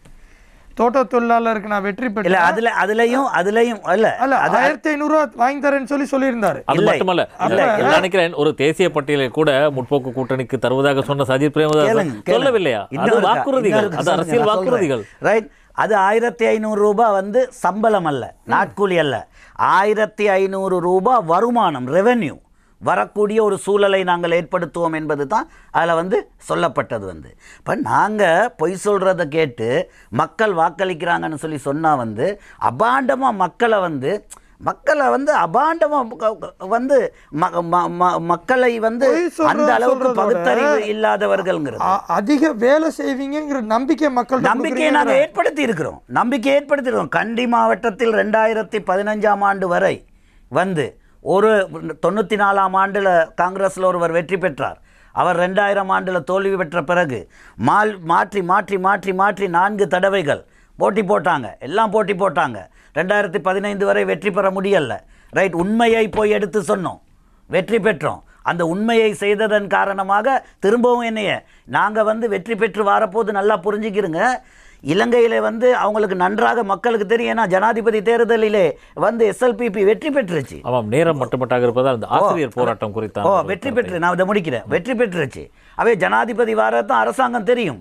அரசாங்கத்திலேயே வேலுக்குமார் இருக்க மாட்டார், மனோகணேசன் இருக்க மாட்டார், திகாம்பரம் இருக்க மாட்டார்னு தெரிந்து, உண்மை தெரிந்து வாக்களிச்சாங்க. பரவாயில்ல, நீங்கள் ஒன்றும் செய்யாட்டியும் பரவாயில்ல, நீங்கள் இருங்க அப்படின்னு சொல்லி வாக்களித்திருக்கிறாங்க மக்கள். தான் உண்மை. ஆசிரியர் போராட்டத்தின் வந்து ஆசிரியர்கிட்ட போராட்டம் நியாயமானது. ஆனாலும் அந்த போராட்டத்துக்கு வர காரணம் இந்த அரசாங்கத்தில் இருக்கக்கூடிய அமைச்சர்கள், சில மக்கள் பிரதிநிதிகளின் கொரோனா காலத்தில் பொறுப்பற்ற வகையிலே ஆசிரியர்களை ஏளனப்படுத்தக்கூடிய வகையிலே வந்து கருத்துக்களை முன்வைத்து அந்த சும்மா இருந்த சங்க ஊதி கெடுக்கிறதுமாங்க அவ்வாறான ஒரு வேலையை இந்த அரசாங்கம் செய்து கொண்டது. போராட்டம் நியாயமானது. ஆனால் இந்த சந்தர்ப்பத்தில் ஒன்று கூடிய ஆசிரியர்கள் மட்டுமல்ல, பெருந்தோட்டத்துறையிலே பல அசாதாரணங்கள் நடந்து கொண்டிருக்கு. கம்பெனிகள் வந்து மக்களை வந்து அப்படி ஒரு நெருக்கடிக்குள்ளாக்குது. ஆனால் நாங்கள் வந்து கேட்கக்கூடியது பொறுப்பாக ஒன்று கூடாதீங்க. நாங்கள் வந்து எங்களது உயிர்களை இப்போ வந்து அரசாங்கம் சொல்லுது. அரசாங்கத்தினுடைய பேச்சாளர் வந்து இன்றைக்கி நான் பார்க்குறேன், சிங்கள பத்திரிகை ஒன்றிலே சொல்லப்பட்டிருக்குது, நாங்கள் முடியுமான வரை எல்லாருக்கும் வேக்சின் கொடுப்போம், வேக்சின் கொடுத்த பிறகு உங்களை எல்லாத்தையும் கடவுள் கையில் விட்டுடுறோம், கடவுள் தான் உங்களை காப்பாற்றணும் அப்படின்னு. சரிதானே? அவை அதால் வந்து தங்களை பாதுகாத்து கொள்ள வேண்டியிருக்கு. அதுலேயும் எங்களோட பெருந்தோட்ட பகுதிகளிலே நாங்கள் எடுப்போமாக இருந்தால் மிகவும் வசதி குறைந்த இந்த தொற்றுக்கள் வந்து அதிகம் வரக்கூடிய சூழல் இருக்குது. அதெல்லாம் மீட்டுக்கொள்ளத்தான் நாங்கள் எல்லாருமே வந்து முயற்சி செய்து கொண்டு இருக்கிறோம். அவை இந்த சூழலிலே பாதுகாப்பாக இருங்க, தங்களை பாதுகாத்துக்கிறங்க. இதுக்கு எல்லாத்துக்கும் வந்து நாங்கள் இந்த ஒரு ஒரு ஒரு ஒரு ஒரு நாங்கள் பல வருட காலம் பொறுத்திருந்துட்டோம். இந்த சிறுகாலம் பொறுத்திருங்க. ரைட். உங்களோடு சேர்ந்து பாதைக்கு வந்து நாங்கள் போராடுவோம். அதெல்லாத்தையும் நாங்கள் மீட்போம். 4 வருஷத்தில் 40 வருஷம் செய்யாத செஞ்சுருக்கிறோம். சரியா? இன்னும் 4 வருஷம் மட்டும் எங்களுக்கு தாங்க, நாங்கள் காட்டுறோம். செந்தில் அவர்களே, இன்னும் ஒரு கேள்வி இங்கே ஃபேஸ்புக் பக்கத்திலும் அதே வகையான கேள்விகள். இலங்கை தொழிலாளர் காங்கிரஸின் ஆரம்பகால அல்லது சிரேஷ்ட உறுப்பினர்கள் ஒதுக்கப்படுகிறார்கள் என்று ராகலில் இருந்து ஒருவர் கேட்கின்றார். கட்சிக்கு ஒரு தலைவர் பதவி என்பது மிக முக்கியமான ஒன்று. ஆனால் ஆறுமுகம் தொண்டமானின் மறைவுக்கு பின்னர் நாடாளுமன்ற தேர்தல் நடந்துவிட்டது, எவ்வளவோ மாற்றங்கள் நடந்துவிட்டது. ஏன் உங்களால் கட்சிக்கு ஒரு தலைவரை சரியாக தேர்ந்தெடுக்க முடியாத நிலைமை? இல்லை, இப்போ இங்கே ஒரு ஆறுமுகம் தொண்டமானையாக இருக்கும்போது அனைவருக்கும் ஒரு வேலை ஒதுக்கியிருந்தார். அதன் பேரில் வந்து அவங்கவுங்க அந்தந்த வேலை திட்டங்களை நாங்கள் தொடர்ந்து முன்னெடுத்துட்டு தான் இருக்கிறோம். கட்சி தலைவருங்கிறது வந்து தேசிய சபை கூடி தான் முடிவெடுக்க முடியும். எங்கள் கட்சியோட யாப் அந்த மாதிரி. உங்களுக்கு தெரியும், இந்த கொரோனா காலங்கள்னால எந்த கூட்டங்களும் நாங்கள் கூட்டுறதும் இல்லை, எதுவும் இது பண்ணுறது இல்லை. ஸோ தேசிய சபை கூடக்கூடிய சூழ்நிலை ஏற்படும் போது அன்னைக்கு அதுக்கு யார் தகுதிக்கு இருக்குதோ அவங்க அந்த இடத்துல வந்து கண்டிப்பாக தலைவராக அமர வாய்ப்பு இருக்குது. ஒன்று. ஆனால் அரசாங்கத்தின் அமைச்சரவை கூட இணைய வழியாகவோ அல்லது ஆன்லைன் மூலமாகவோ நடக்கும் ஒரு சூழ்நிலையில் ஒரு நவீன தொழில்நுட்ப வசதிகளோட ஒரு கூட்டத்தை நடத்த முடியாது. இல்லை, எப்படியும் கட்சிக்கு தலைவர் வந்து வெளியிலேருந்து ஒருத்தர் கொண்டாட போகிறது இல்லையே, உள்ளே இருக்கிறது ஒருத்தர் தான் கொண்டாட போகிறோம். இது ஒரு ஜனநாயக கட்சிங்கிறப்ப இன்றைக்கி கட்சியோட தலைவர் வந்து ஒரு தொண்டனாக கூட இருக்கலாம் காங்கிரஸில், இல்லை இன்றைக்கி ஒரு ஒரு ஒரு முக்கியமான பதவி உள்ளவராக கூட காங்கிரஸில் இருக்கலாம்.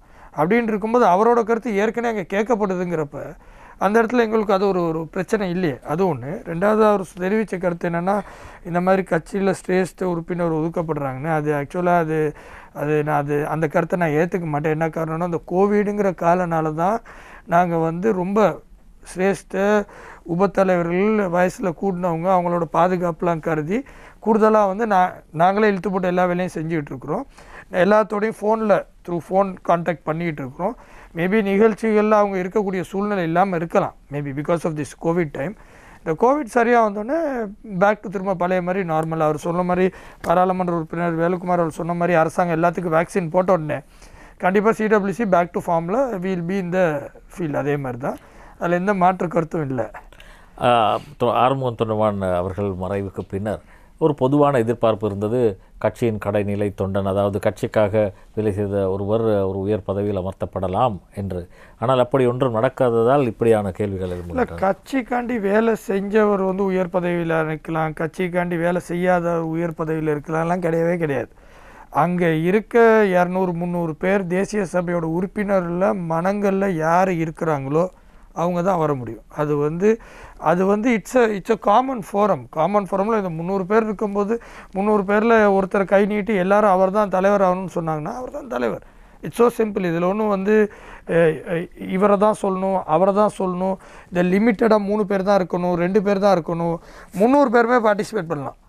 அந்த 300 பேரில் வந்து ஒருத்தர் 2 ஓட்டு எடுத்து மற்றவங்கள எல்லோரும் 1 ஓட்டு எடுத்து அவர் மட்டும் 2 ஓட்டு எடுத்து அவர் தலைவர் ஆகிடலாம். ஸோ அதனால் கட்சி தலைவரை பொறுத்த வரைக்கும் இட் இஸ் நாட் அது ஒரு இஷ்யூ கிடையாது. எங்களை பொறுத்த வரைக்கும் கட்சிக்குள்ளே ஒரு பிளவுகளோ இல்லை ஒரு இதோ அந்த மாதிரி கிடையாது.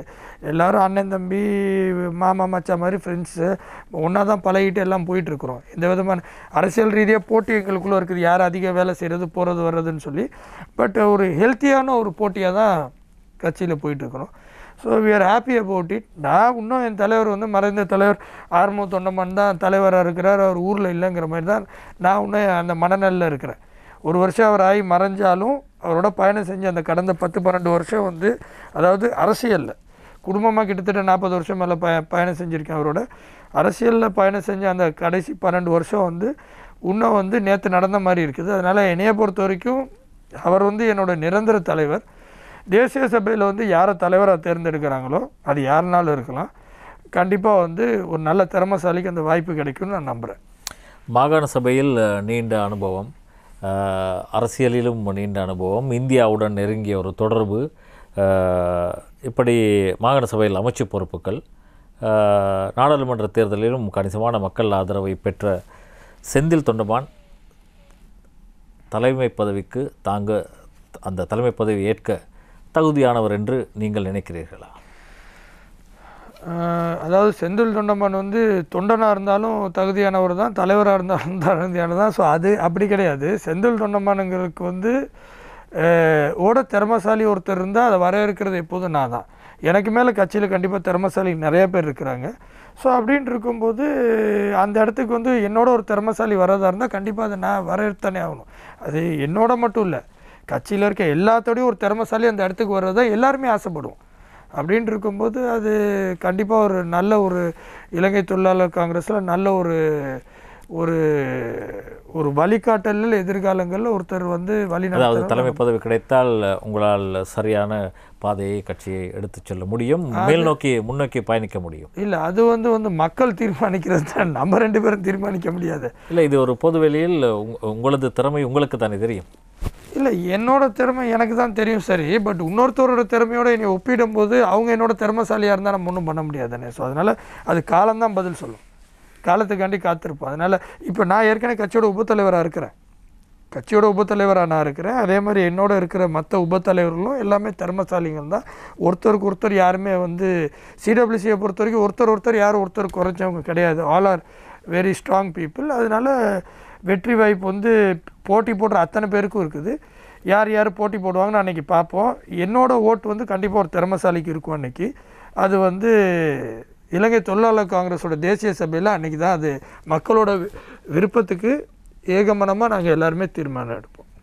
ஆமாம், மிகுந்த வேலைப்பளுவுக்கு மத்தியிலும் சிரமங்களுடன் எங்களது இந்த வசந்தம் தொலைக்காட்சியின் தீர்வு நிகழ்ச்சிக்கு வந்து கலந்து கொண்ட நாடாளுமன்ற உறுப்பினர் வேலுக்குமார் அவர்களுக்கும் எங்களது சிரேஷ்ட அரசியல் பிரமுகர் ஊவா மாகாண சபையின் முன்னாள் உறுப்பினர் பிரதமரின் இணைப்புச் செயலாளர் செந்தில் தொண்டமான் அவர்களுக்கும் மிகுந்த நன்றியை தெரிவித்துக் கொள்கின்றோம். தயாரிப்பாளர் சிங்கராஜ் இளங்கோவன் மற்றும் உதவி தயாரிப்பாளர் தக்ஷலாந்துடன் விடைபெறும் நான் சிவா.